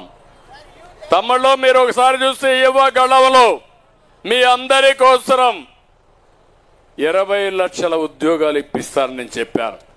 అది కనీసం అంటే 20 లక్షల ఉద్యోగాలు. 3,000 రూపాయలు నెలకు నిరుద్యోగ భృతి ఇస్తాం. ఒకప్పుడు ఇచ్చాను, ఇప్పుడు 3,000 రూపాయలు ఇస్తాం. ఇది అయిన తర్వాత వర్క్ ఫ్రమ్ హోమ్. మీ ఇంట్లో మీరు కూర్చొని ప్రపంచంలో ఏ కంపెనీలో పనిచేయాలన్నా ఆ కంపెనీ మీ దగ్గర తీసుకొచ్చే బాధ్యత, వర్క్ ఫ్రమ్ హోమ్ తీసుకొచ్చే బాధ్యత తీసుకుంటాం. మండల హెడ్ క్వార్టర్లో, ఇంపార్టెంట్ టౌన్లో, మండలంలో వర్క్ స్టేషన్లు పెడతాం. అక్కడి నుంచి మీకు ట్రైనింగ్ ఇప్పిస్తా. మీరు ఊర్లో కూర్చొని పనిచేయండి. ఇంకా బాగా చేయగలిగితే హైదరాబాద్కి వెళ్ళండి, బెంగళూరుకి వెళ్ళండి, అమెరికాకి వెళ్ళండి. భవిష్యత్తులో ఒకటే కూర్చోండి. గుర్తుపెట్టుకోండి, జీవితంలో రాబోయే రోజుల్లో డిస్టెన్స్ అనే మాట పెద్ద కష్టం కాదు, ఎక్కడున్నా పనిచేయచ్చు. రెండోది, మీకు ఒక అనుభవం కావాలంటే 10 మంది ఉండాలి. ఇప్పుడు ఇక్కడికి వచ్చారు, ఇంట్లో కూర్చుంటే మీకు ఆలోచనలు రావు. ఈ 10 మంది కూర్చుంటే నమ్మకాలు వస్తాయి, 10 మాటలుంటే ఆలోచనలు పెరుగుతాయి. అందుకే అప్పుడప్పుడు సోషల్ గ్యాదరింగ్ కావాలి. నెలకు మీరు చూస్తే ఒక 20 రోజులు ఇంట్లో పనిచేసుకోండి, 10 రోజులు వచ్చి వర్క్ స్టేషన్లో పనిచేయండి. అక్కడ అన్ని కూడా మంచి గార్డెన్లో పెట్టి బ్రహ్మాండంగా చేస్తాం. మన కుప్పాన్ని మీరు చూస్తే మంచి వాతావరణం. ఈసారి ఎండలు మన దగ్గర కూడా అదిరిపోతున్నాయి. ఒకప్పుడు మేలే వచ్చినా ఇంత ఎండ ఉండేది కాదు. ఇప్పుడు మార్చిలో చూస్తామంటే అయినా పర్వాలేదు. వేరే ప్రాంతాల కంటే మన కుప్పం కొంత చల్లగా ఉండే ప్రాంతం. ఇంకా ఎక్కువ చెట్లు పెడతాం. ఆ చెట్లు కూడా పంట తోటలు వేస్తాం. దానివల్ల చల్లని వాతావరణం క్రియేట్ చేసి దీన్ని అభివృద్ధి చేసే బాధ్యత నాదని చెప్పి నేను మీకు తెలియజేస్తున్నా. మళ్ళీ మన కుప్పానికి ఇండస్ట్రీ తీసుకొస్తాం, అగ్రో ప్రాసెసింగ్ తీసుకొస్తాం, అదే మరి వేరే ఇండస్ట్రీ తీసుకొస్తాం. ఇప్పుడు అవసరమైతే బెంగళూరుకి, ఇటు కోలారుకి, ఇటు కృష్ణగిరికి అనుసంధానం చేస్తూ రోడ్లన్నీ బ్రహ్మాండంగా వేస్తాం. కుప్పం రైల్వే స్టేషన్ ఇంకా బాగా అభివృద్ధి చేస్తాం. ఏ ట్రైన్ వచ్చినా ఇక్కడ ఆగేటుగా చేస్తాం, ఒక హబ్గా చేస్తాం. అదే మరిగా కట్టేస్తాం వస్తానే. అక్కడి నుంచి మీరు తయారు చేసి వ్యవసాయ ఉత్పత్తులు, పండ్లు కానీ, పూలు కానీ, కూరగాయలు కానీ నేరుగా ఎయిర్ కార్గోలో పెట్టి విదేశాలకు ఎగుమతి చేసే విధానానికి కూడా శ్రీకారం చుడతామని చెప్పి నేను మీకు తెలియజేస్తున్నా. ఒక డైరీ ఇండస్ట్రీకి ఒక హబ్బుగా 10 లక్షల లీటర్లు పాలు వచ్చేట్టుగా చేస్తాం. మీరు బయట తిరిగితే మీ ఇంట్లో ఉండే అమ్మ కానీ, నాన్న కానీ వాళ్ళు శుభ్రంగా వాళ్ళు డబ్బులు సంపాదించుకుంటే, పని ఉంటే ఆరోగ్యం బాగుంటుంది. అలాంటి కార్యక్రమానికి కూడా శ్రీకారం చుడతాం. అందుకే నేను 20 పాయింట్లతో ఒక విజన్ డాక్యుమెంట్ ఒకటి తయారు చేస్తున్నా. యువత మీరు కూడా ఆలోచించండి. నేను నియోజకవర్గానికి విజన్ ఎట్టుండాలో ఇస్తా, దాన్ని అమలు చేస్తా. వ్యక్తిగతంగా మీ టాలెంట్ను బట్టి, మీ సమర్థతను బట్టి ఏ కుటుంబాన్ని ఏ విధంగా అభివృద్ధి చేయాలో దానికి ఒక ప్రణాళిక ఇస్తాను. ఈ 2 కూడా చేసి వ్యక్తిగత సమస్యలు పరిష్కారం చేస్తా. చిన్న చిన్న గ్రామ సమస్యలు ఉంటే అవన్నీ పరిష్కారం చేస్తా. నేను 40 ఏళ్ళు అంటే 35 ఏళ్లలో ఈ నియోజకవర్గంలో ఏం చేశానో రాబోయే 5 సంవత్సరాల్లో చేసి నా నిజాయితీ నిరూపిస్తానని చెప్పి నేను మీకు తెలియజేస్తున్నా. అగ్రభాగాన్ని ఈ నియోజకవర్గాన్ని పెట్టాలి. మొత్తం అందరి నీళ్లు రావాలి. అన్ని చెరువులకు అనుసంధానం చేయాలి. అదే మరి పాలారులో వదిలిపెట్టాలి. అవసరమైతే ఇక్కడ నీళ్లు ఇక్కడే ఉపయోగించుకునే విధంగా కార్యక్రమాలు చేస్తాం. ఆ నీళ్లన్నీ ఒక రిజర్వాయర్ కట్టి ఇక్కడే వాడుకునే పరిస్థితి తీసుకొస్తాను. డ్రిప్ ఇరిగేషన్ తీసుకొస్తాను. ఎప్పుడో ఇజ్రాయెల్ టెక్నాలజీ తీసుకొచ్చి దేశంలోనే మొట్టమొదటిసారిగా ఇజ్రాయెల్ టెక్నాలజీ వాడిన ఏకైక ప్రాంతం మన కుప్పం నియోజకవర్గం. ఆ రోజు కావాలని చేసి ఇది పోయింది. కుప్పం టౌన్ ని మీరు గుర్తుపెట్టుకోండి, దేశం గర్వపడే విధంగా ఉన్నది బెస్ట్ టౌన్ గా తయారు చేసే బాధ్యత నాది. రోడ్లు కానీ, లేకపోతే అవుటర్ రింగ్ రోడ్డు కానీ, అండర్ గ్రౌండ్ డ్రైనేజ్ కానీ, డ్రింకింగ్ వాటర్ కానీ, పరిశుభ్రంగా పెట్టడం కానీ అన్ని కూడా వర్కౌట్ చేస్తా. దీనికి అవసరమైతే కొంత టైం ఇస్తా. నేను ఇవన్నీ సిస్టమేటిక్గా చేస్తాను. అందుకే ఈరోజు మిమ్మల్ని అందరినీ చూశాను. ఒక్కొక్క బూత్కు 5 మందిని మీరు తయారు చేసుకున్నారు. మీకు సహకరించడానికి బెంగళూరు నుంచి కూడా అక్కడ పనిచేసే ప్రొఫెషనల్స్ అంతా వచ్చారు. రాజకీయం ట్రెడిషనల్గా అందరితో కలవాలి. అదే సమయంలో మీరు ఆలోచించాల్సింది ఎక్కడికక్కడ ప్రజలతో కలుస్తూనే కొద్దిగా ప్రొఫెషనలిజం. నేనే దాన్ని తీసుకొచ్చా. ఒకప్పుడు ఎంబీఏలు ఉండేటివి కాదు, పెద్దగా ఐఎస్ పెట్టా. మీరు ఐటీ చేసినా, మార్కెటింగ్ చేసినా, ఇంకోటి చేసినా, ఫైనాన్స్ చేసినా, ఎంబీఏ చేస్తే దానికి ఏ విధంగా చేయాలనో క్వాలిటీ పెరుగుతుంది, స్కిల్స్ పెరుగుతాయి అనే ఉద్దేశం తీసుకొచ్చాం. ఈరోజు చదువుకున్న విద్యార్థులు ఉన్నారు, మీరంతా బయట పనిచేసే వాళ్ళు ఉన్నారు. వాళ్ళందరూ కుప్పానికి రావాలి, రాష్ట్రానికి రావాలి, ఇంటింటికి వెళ్ళాలి. తెలుగుదేశం వస్తే ఏం జరుగుతుందో చెప్పాలి. వైఎస్ఆర్ కాంగ్రెస్ పార్టీ మళ్ళీ వస్తే ఎంత నష్టపోతామో చెప్పగలిగితే ఒక్క వ్యక్తి కూడా ఓటేడు. వాళ్ళు నమ్మేది ఒకటే, రౌడీజం మీద. ఇంకొక మాట కూడా చెప్తున్నా, వాలంటీర్స్ కూడా అప్పీల్ చేస్తున్నాం. వాలంటీర్ వ్యవస్థకు మనం వ్యతిరేకం కాదు. ఇంజనీర్లుగా చేసిన వాళ్ళు వాలంటీర్లుగా ఉన్నారు. వాళ్ళకందరికీ నేను విజ్ఞప్తి చేసేది, మీరు బయట రండి. ఈరోజు 5,000 జీతం, మీకు కనీసం 30,000 నుంచి 50,000 రూపాయలు మీ ఇంట్లో కూర్చొని మీరు సంపాదించుకునే విధానానికి శ్రీకారం చుడతాం. ఇది అసాధ్యమేం కాదు. చాలా మంది జీవితాలు నేను చూశాను. పెళ్ళైనప్పుడైతే కొంతమంది అమ్మాయిలు పేద కుటుంబాలు వచ్చి మామూలుగా 10th క్లాస్ పాస్ అయ్యి, పెళ్ళైన తర్వాత ఇంటర్మీడియట్ పాస్ అయ్యి, ఐటీ పాస్ అయ్యి ప్రొఫెసర్స్గా, ఐటీ ప్రొఫెషనల్స్గా తయారయ్యే పరిస్థితికి వచ్చారు. ఆ విషయమే నేను చెప్పాను. స్కిల్ డెవలప్మెంట్ చేసి మీ జీవితాల్లో మెరుగుపరిచి స్కిల్స్ ద్వారా మెరుగైన జీవితాలు ఇచ్చే బాధ్యత నాది. అట్లా కాకుండా ఈ 5,000 కోసం తప్పుడు పనులు చేసి, వీళ్ళు చేసిన తప్పుడు పనులతో మళ్ళా మీరు జైలుకు పోయే పరిస్థితి తెచ్చుకోవద్దండి. మీరందరూ కూడా నిర్మోహమాటంగా ఉండండి. మీకు అండగా నేనుంటా. ఉద్యోగాలు తీయం, ఇంకా అవసరమైతే మెరుగైన ఉద్యోగాలు ఇస్తాం. తర్వాత మెరుగైన క్యారియర్ మీకు ఇప్పించే బాధ్యత తెలుగుదేశం పార్టీ నేను తీసుకుంటా. వాళ్ళు కూడా సమాజంలో భాగమే.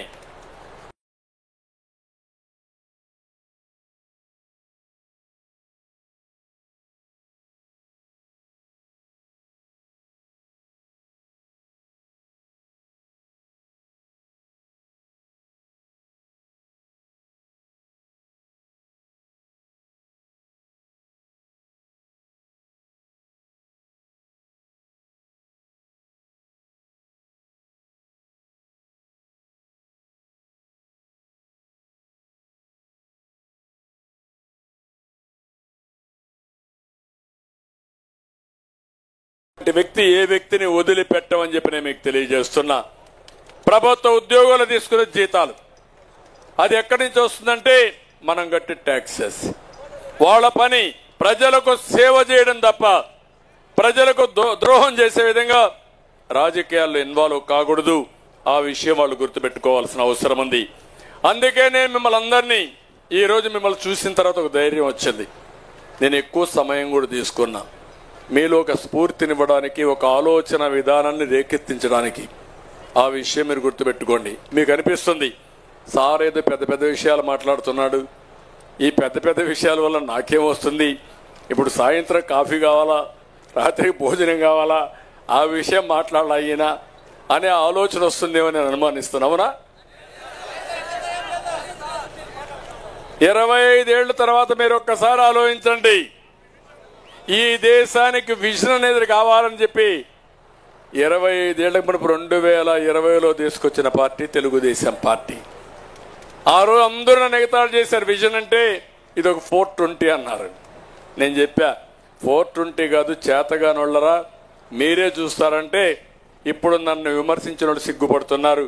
నేను గర్వపడుతున్నా, అది వాస్తవం అని చెప్పి కూడా నేను కోరుతున్నా. ఈరోజు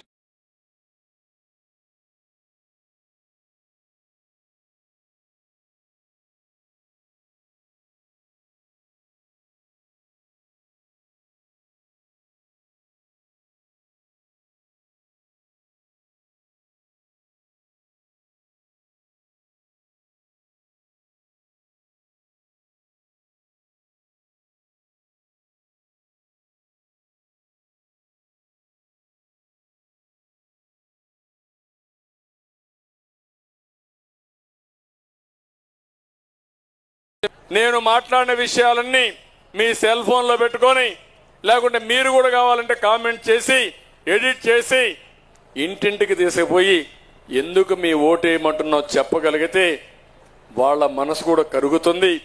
కరుడు గట్టిన వైఎస్ఆర్ కాంగ్రెస్ పార్టీ వాళ్ళు కూడా ఆ పార్టీకి ఓటేరు. వాళ్ళు మన సైకిల్కి వేస్తారు, మిత్రపక్షాలకు వేస్తారు. ఇది వాస్తవం అని చెప్పి నేను మీకు తెలియజేస్తున్నా. కాబట్టి ఇవన్నీ కూడా నేను మిమ్మల్ని ఒకటే చెప్తున్నా. సూపర్ 6లో మీరు చూశారు, మహిళల్ని ముందు పెట్టి చాలా కార్యక్రమాలు తీసుకుని సంపాదించిన సంపద వాళ్లకు చేరవేసే బాధ్యత తీసుకున్నాం. యువతకు అగ్రస్థానం పెట్టి, యువగళం పెట్టి మీకు ఉద్యోగాలు ఇప్పించి ఈ సమాజాన్ని నడిపించే బాధ్యత మీకు తీసుకోమన్నాం. రైతులకి చూస్తే సాఫ్ట్వేర్ కంపెనీలు వస్తాయి, తమ్ముడు నేను వస్తే అన్నీ వస్తాయి. మీరు కూడా ఏం చేశారంటే నువ్వని నేను అన్నా కానీ ప్రజలు ఆలోచించారు. 2004లో నా అవసరం తీరిపోయింది, బాగా చేశాడు, కొత్తోడు వస్తే ఇంకా బాగా చేస్తాడని కొంచెం అట పోయి, మీరు కాదు 2004లో నువ్వు పుట్టుండవు, అప్పుడు లేదంటే చిన్నపిల్లోడిగా ఉంటావు, గోడీలు ఆడుకుంటూ ఉంటావు. అప్పుడు అట్నే ఆలోచించి ఇది చేశారు. 2014లో మళ్ళా 10 ఏళ్లు పట్టింది నాకు పోరాడి మళ్ళా అధికారం రావడానికి. 2014లో వచ్చాను. వస్తానే మీరందరూ ఓట్లేశారు. నేను కూడా 5 ఏళ్లు రాత్రింబగుళ్ళు కష్టపడి ఒక స్వర్ణ యుగం కోసం ముందుకు పోయాను. దేశంలో ఏది మాట్లాడిన నెంబర్ 1 ఎవరంటే ఆంధ్రప్రదేశ్ రాష్ట్రం అనే పరిస్థితి తీసుకొచ్చా. 2019లో వచ్చాడు దుర్మార్గుడు, బుగ్గలను మిరాడు, తల మీద చేయి పెట్టాడు, ఒక్క ఛాన్స్ అన్నాడు. మీరు ఐస్ అయిపోయారు. చాలా మంది. మన కుప్పంలో కాల కొన్ని దిక్కలయ్యారు. అయిపోయినాకేమైంది, నిజ స్వరూపం చూపించడం మొదలుపెట్టాడు. అక్కడి నుంచి దాడులు, పిడిగుద్దులు, అడ్డం వచ్చాడు, అందరినీ నరికేశాడు, ఇష్టానుసారంగా చేశాడు. దోపిడీ రాజ్యానికి శ్రీకారం చుట్టాడు. బెదిరింపులు, భయభ్రాంతులు చేయడం, అందరిని నిస్సహాయం చేయడం.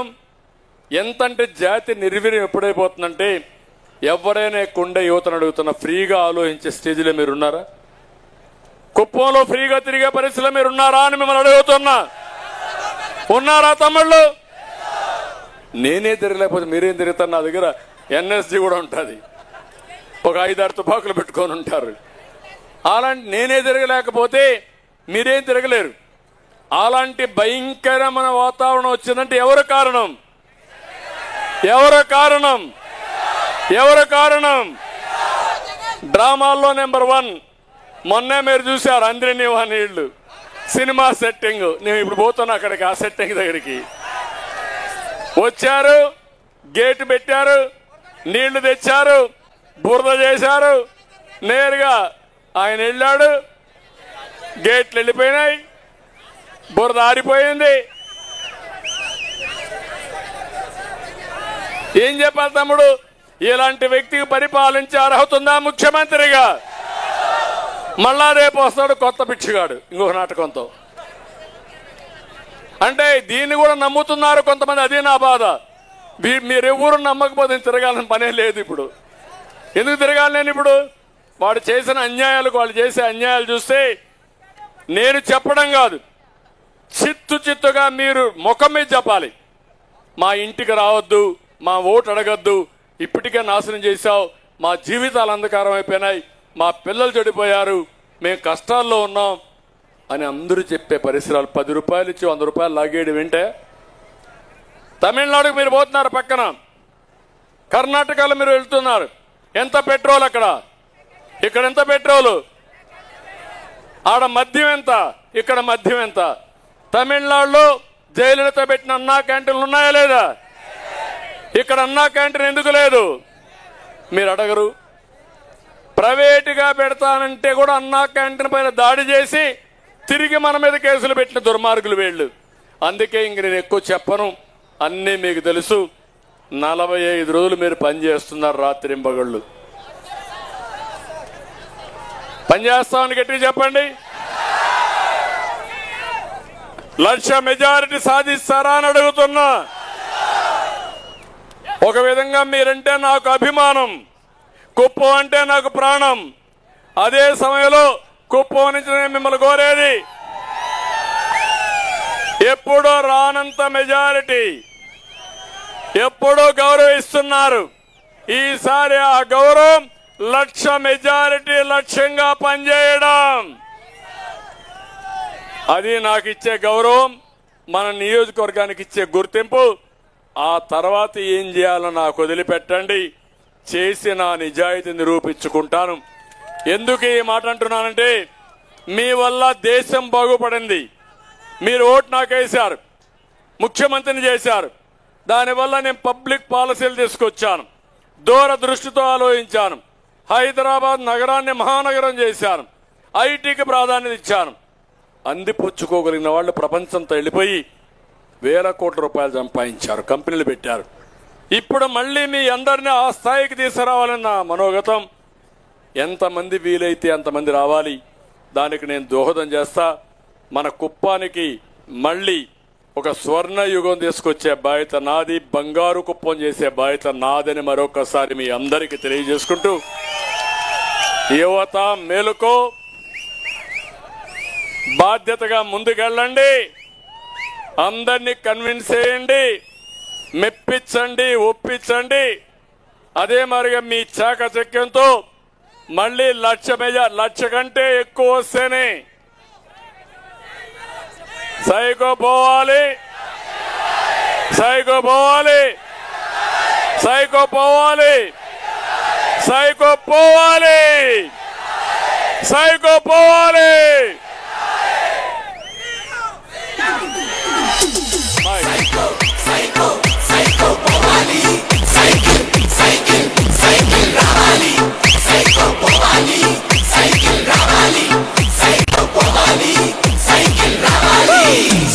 చెల్లెమ్మ అత్తెల చిన్నమ్మ శ్రీశైలమ్మమ్మ అంటుందొకటేరా, సైకో సైకో సైకో పోవాలి, సైకిల్ సైకిల్ సైకిల్ రావాలి. బడిలో పుట్టోడి స్లోగన్ ఒకటేరా, సైకో పోవాలి, సైకిల్ రావాలి, సైకో పోవాలి, సైకిల్ రావాలి.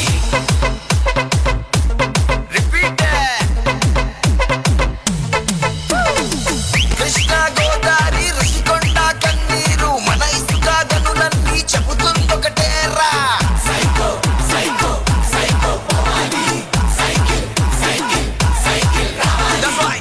తిరుమల వెంకన్న కడపలో దర్గా గుణదల మాతైన నిర్ణయం ఒకటేరా, సైకో పోవాలి, సైకిల్ రావాలి, సైకో పోవాలి, సైకిల్ రావాలి. ఇప్పుడు ఒక 10 నిమిషాలు మీ ఉత్సాహం చూసిన తర్వాత నేను చెప్పడమే కాదు, మీరేం అడుగుతారో చూడాలనుకుంటున్నా. ఒక ముగ్గురికి అవకాశం ఇస్తా.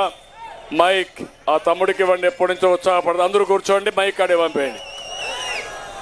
అందరూ కూర్చోండి, 5 నిమిషాలు వీళ్ళు కూడా మాట్లాడిస్తాను.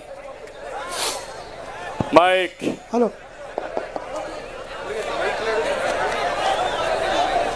ఆ అబ్బాయిని రమణ్.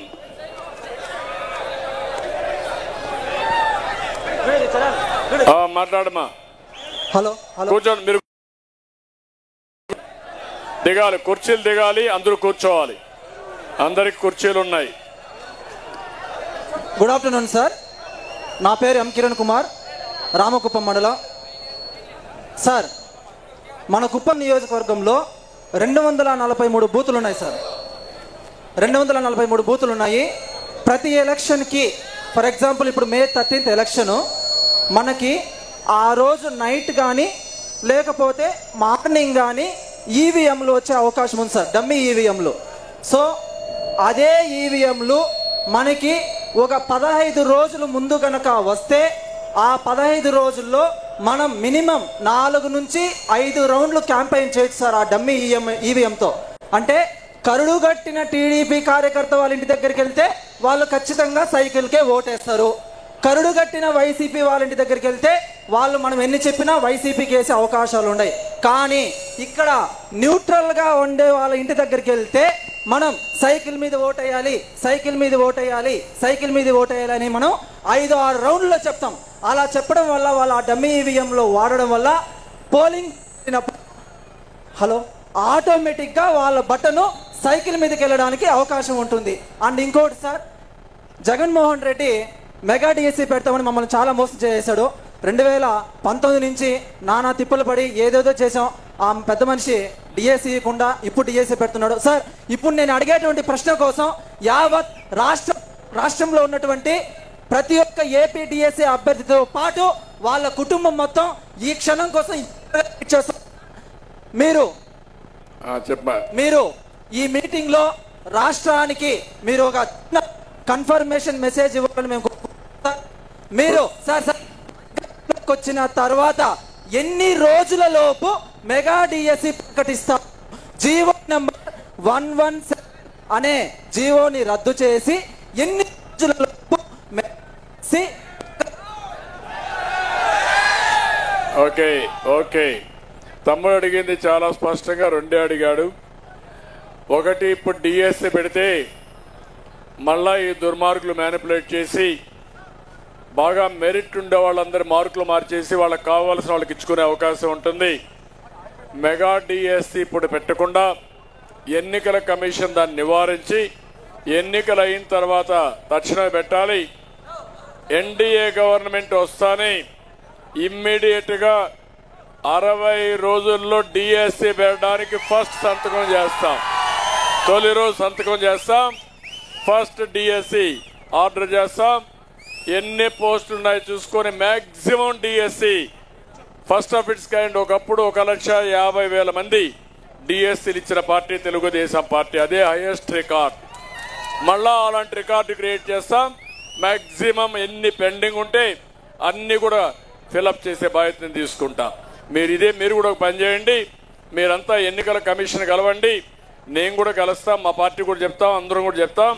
ఫైనల్ గా మనం వచ్చిన 60 రోజుల్లో డిఎస్సీ పెట్టి ఒక నిర్దిష్టమైన టైం బౌండ్ ప్రోగ్రాం పెట్టి ఆ స్టాట్యూటరీ అప్లికేషన్స్ ఉంటాయి.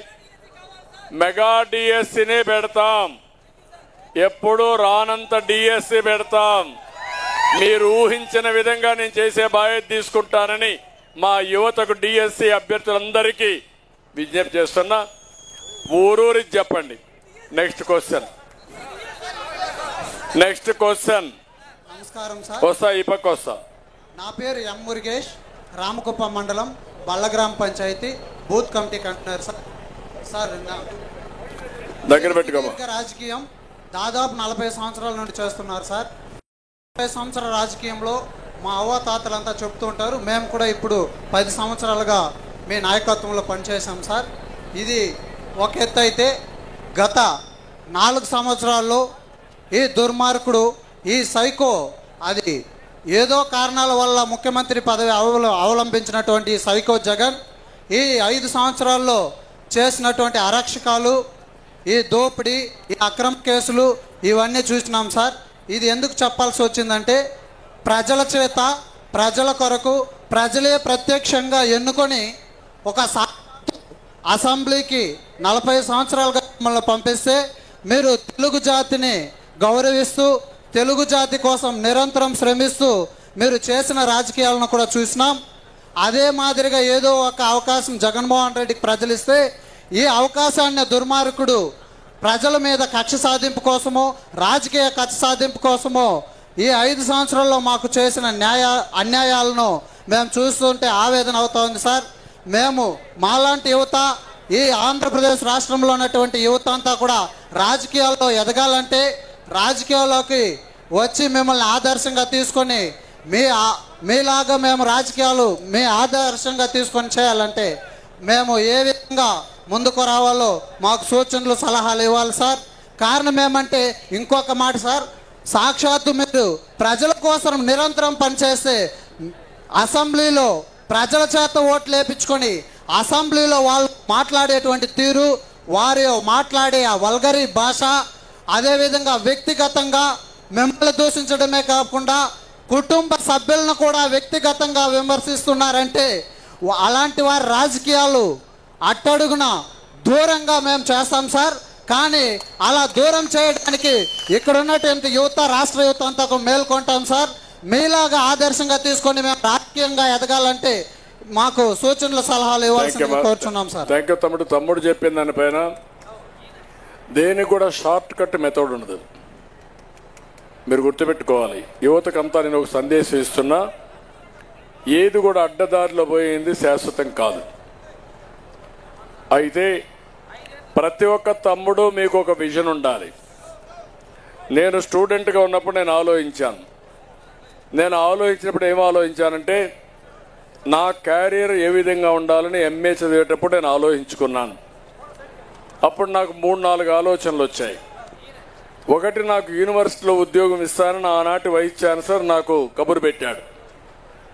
కబురు పెట్టినప్పుడు నేను యూనివర్సిటీ వైస్ ఛాన్సలర్ ఉద్యోగం నాకెందుకు యూనివర్సిటీలో, నేను మీ మారికి ఆలోచించుంటే ఆ ఉద్యోగం వస్తే 3 గంటలే వారానికి పని, గడవప్పుడంతా రీసెర్చ్ చేసి టీ కొట్లో కాఫీ తాగేసి తిరుగుతా ఉండి క్యాంటీన్లో కాలం గడిపేవాళ్ళం అని చెప్పాను. ఏంటని అడిగాడు, ఏం చేస్తానని అడిగాడు. నాకు ఉండేది 2 ప్రత్యామ్నాయాలు. ఒకటి ఐఏఎస్ ఐపీఎస్ కావడం, అది నా వల్ల కాదు. ఎందుకంటే అప్పుడు నేను ఎక్కువ టైం అంతా స్టూడెంట్ రాజకీయాలకు వెచ్చించేవాడిని. నాకు గుర్తొచ్చింది, రాజకీయాలకు వచ్చి ఐఏఎస్ ఐపీఎస్ కూడా కంట్రోల్ చేయొచ్చు అని ఆలోచించి ఫస్ట్ టైం 78లో ఎమ్మెల్యేగా పోటీ చేశాను. మీరు గుర్తుపెట్టుకోవాలి, ఎమ్మెల్యేగా పోటీ చేసిన ఇంట్లో పడుకోలేదు. పోటీ చేయాలని సంకల్పం వచ్చినప్పుడు 3 సంవత్సరాలు నేను తిరిగాను, ఊరూరికి వెళ్ళాను. స్టూడెంట్స్ అని పిలిచేవాళ్ళు. ఇక్కడ నాకు ముందత్తం కూడా పిఎస్ ముందత్తం నా క్లాస్మేట్ ఆయన. అప్పట్లో ఆయన కూడా క్వైట్గా ఉండేవాడు. నేను రెవల్యూషన్గా ఉండేవాడిని. నేను తర్వాత తిరిగిన తర్వాత నాకు ఊరూరు పోయి నెట్వర్క్ చేశా. అప్పుడు జనతా పార్టీ చాలా పవర్ఫుల్గా ఉంది, ఉధృతంగా యాంటీ కాంగ్రెస్ వేవ్ ఉంది. అయితే పబ్లిక్ అంతా కాంగ్రెస్తో ఉన్నారు. చిత్తూరు జిల్లాలో అన్ని సీట్లు కాంగ్రెస్ గెలిచింది, 3 సీట్లు గెలవలేదు. అది ఒక చంద్రగిరి, వేపంజేరి, పుత్తూరు అనుకుంటా 3 సీట్లు. అప్పుడు నా నియోజకవర్గంలో 18,000 మెజారిటీ జనతాకు. 3 నెలల్లో ఎమ్మెల్యే ఎలక్షన్స్. నేను నిలబడితే నా మీద నమ్మకంతో రివర్స్ అయి 6,000 మెజారిటీతో నేను గెలిచా. అది ప్రారంభం. ఏటికి ఎదురీది గెలిచాది చరిత్ర. అక్కడి నుంచి నేను గమ్మనుండలేదు. రాష్ట్రానికి సేవలు చేయాలంటే నేను కూడా గట్టిగా కష్టపడాలి. అప్పుడు నేను కష్టపడి నేను మంత్రిగా ఉండాలంటే అప్పట్లో చెన్నారెడ్డి ముఖ్యమంత్రి నన్ను చూసి, కుర్రాడివి ఇప్పుడే వచ్చావు, అప్పుడే నువ్వు మంత్రి కావాలనుకుంటున్నావు ఏంటి అని ఎగతాళి చేస్తే, కాదు నా సమర్థత చూసి ఇమ్మని చెప్పి 2 సంవత్సరాల్లో మంత్రి అయిన వ్యక్తిని నేను. ఆ విషయం కూడా మీరు గుర్తుపెట్టుకోవాలి. ఆ 2 ఏళ్ల మంత్రి అయిన తర్వాత మళ్ళీ రాష్ట్ర రాజకీయాలు మార్చాలని ఆలోచించి ప్రయత్నం చేస్తే నాకు దూరదృష్టితో కనపడ్డాడు మన నాయకుడు ఎన్టీ రామారావు గారు. అలాంటి వాళ్ళు రాజకీయాల్లోకి వస్తే బాగుంటుందని నేను సినిమాటోగ్రఫీగా నెట్వర్క్ చేశా. తర్వాత అన్ని జరిగా, నా మ్యారేజ్ జరిగింది. అదే మరి రాజకీయాల్లోకి ఆయన వచ్చాడు, చరిత్ర మార్చారు. అంటే మీ యొక్క ప్రయత్నం అనేది అనునిత్యం మీలో ఉంటే, 1 అడుగు మీరు వేస్తే 2 అడుగులు కలిసి వస్తుంది. 2 అడుగులు కలిసి వస్తే మళ్ళా ఒక నిర్ణయం తీసుకుంటే, సరైన సమయంలో సరైన నిర్ణయం తీసుకోవడం విజ్ఞులైన యువత మీ బాధ్యత. అది తీసుకుంటే మీ శక్తి మీకు తెలియదు. అదే నేను చెప్పాను, అంబేద్కర్ ఎక్కడి నుంచి పుట్టారు? ఒక సాధారణ కుటుంబంలో అవమానాలు భరించి కడాన రాజ్యాంగాన్ని రాసి శాశ్వతంగా పేదల గుండెల్లో చిరస్థాయిగా నిలిచిపోయే వ్యక్తిగా తయారయ్యాడు. ఒక ఎన్టీఆర్ అంతే, మోడీ గారు అంతే, లేదంటే ఇంకొక నాయకుడు అంతే. నువ్వు కూడా గుర్తుపెట్టుకో, ఒక ఆశయం పెట్టుకో, నిరంతరం పనిచేయి. నువ్వు అనుకున్న లక్ష్యం నెరవేరుతుంది. దానికి నేను కాదు, నాలాంటి వాళ్ళు కొన్ని వందల వేల మంది ఉదాహరణలు ఉన్నారు లైఫ్లో పైకి వచ్చిన వాళ్ళు. ఇప్పుడు నాదేళ్ల సత్య ఇక్కడ పుట్టాడు, CEO అయ్యాడు. సుందర పిచ్చాయ్ చెన్నైలో పుట్టాడు, గూగుల్లో హెడ్ అయిపోయాడు. కాబట్టి అన్ని అవకాశాలు ఉంటాయి. మీ కావాలి. ఇప్పుడు నేను అందుకే మీకు చెప్పి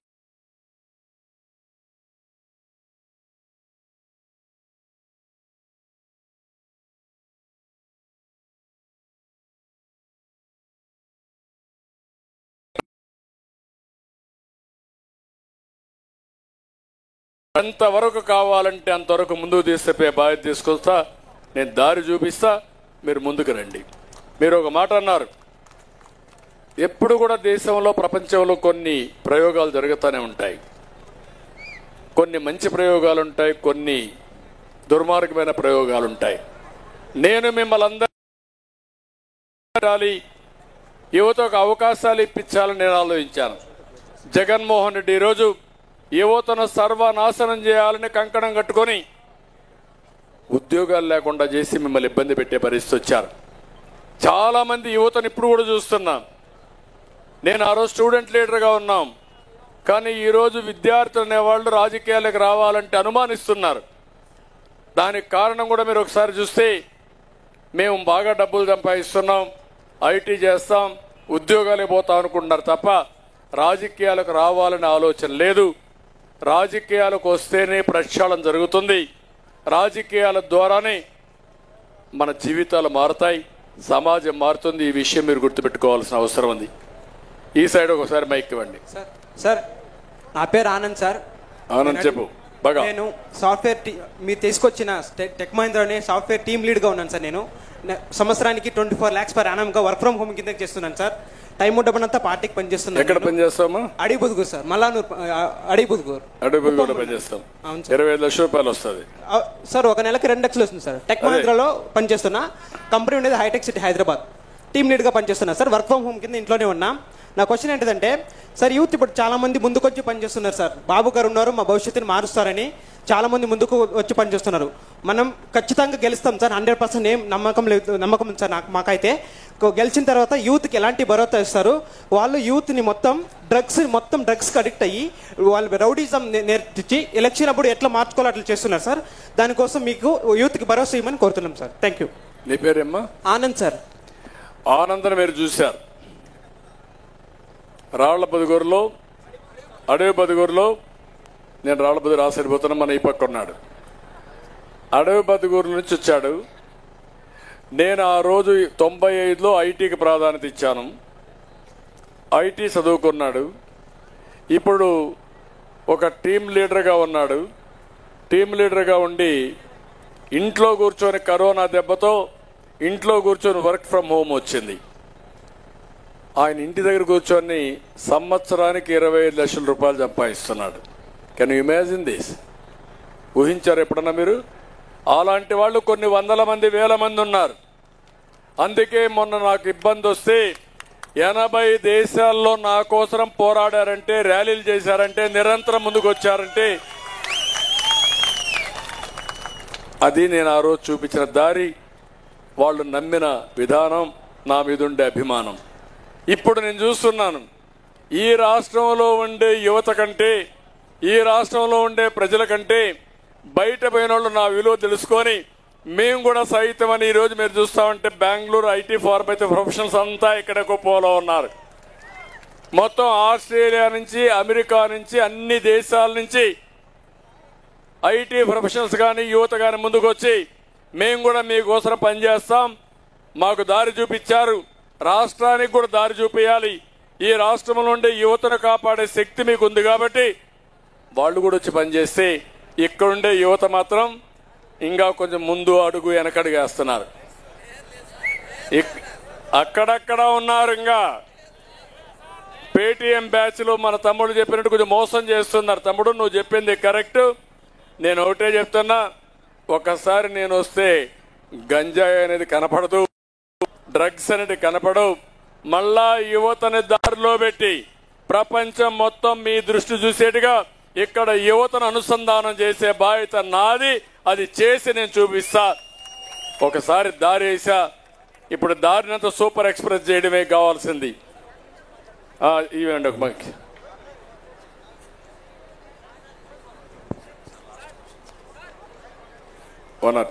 ఒక్క నిమిషం ఇస్తాను సార్. నా పేరు బాలకృష్ణ, మాది ఇక్కడే చందం గ్రామం, కుప్పం మండలం. సార్ నేను ఇక్కడ ద్రవిడియన్ యూనివర్సిటీలో రీసెంట్గా ఎంఏ ఇంగ్లీష్ లిటరేచర్ కంప్లీట్ చేసినాను సార్. అది మీరు చూపించిన చొరవే, మీ మేలు ఎన్నిటికీ మర్చిపోలేను సార్. అదేవిధంగా మన ద్రవిడ విశ్వవిద్యాలయంలో నేను చదివే రోజుల్లోనే చాలా కోర్సులు తీసేసినారు సార్.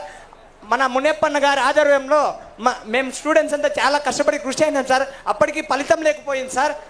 మీరు వచ్చిన తర్వాత ఏ విధంగా యువతకు భరోసా ఇస్తారు? మీరు ఒకటి చెప్తున్నా, నేను ద్రవిడ యూనివర్సిటీ మేము పెట్టింది. అవును సార్. ఎన్టీ రామారావు గారిని ప్రారంభించి నేనే డెవలప్ చేశాను. ఈరోజు చెప్తున్నా, ద్రవిడ యూనివర్సిటీ అభివృద్ధి చేయాలి.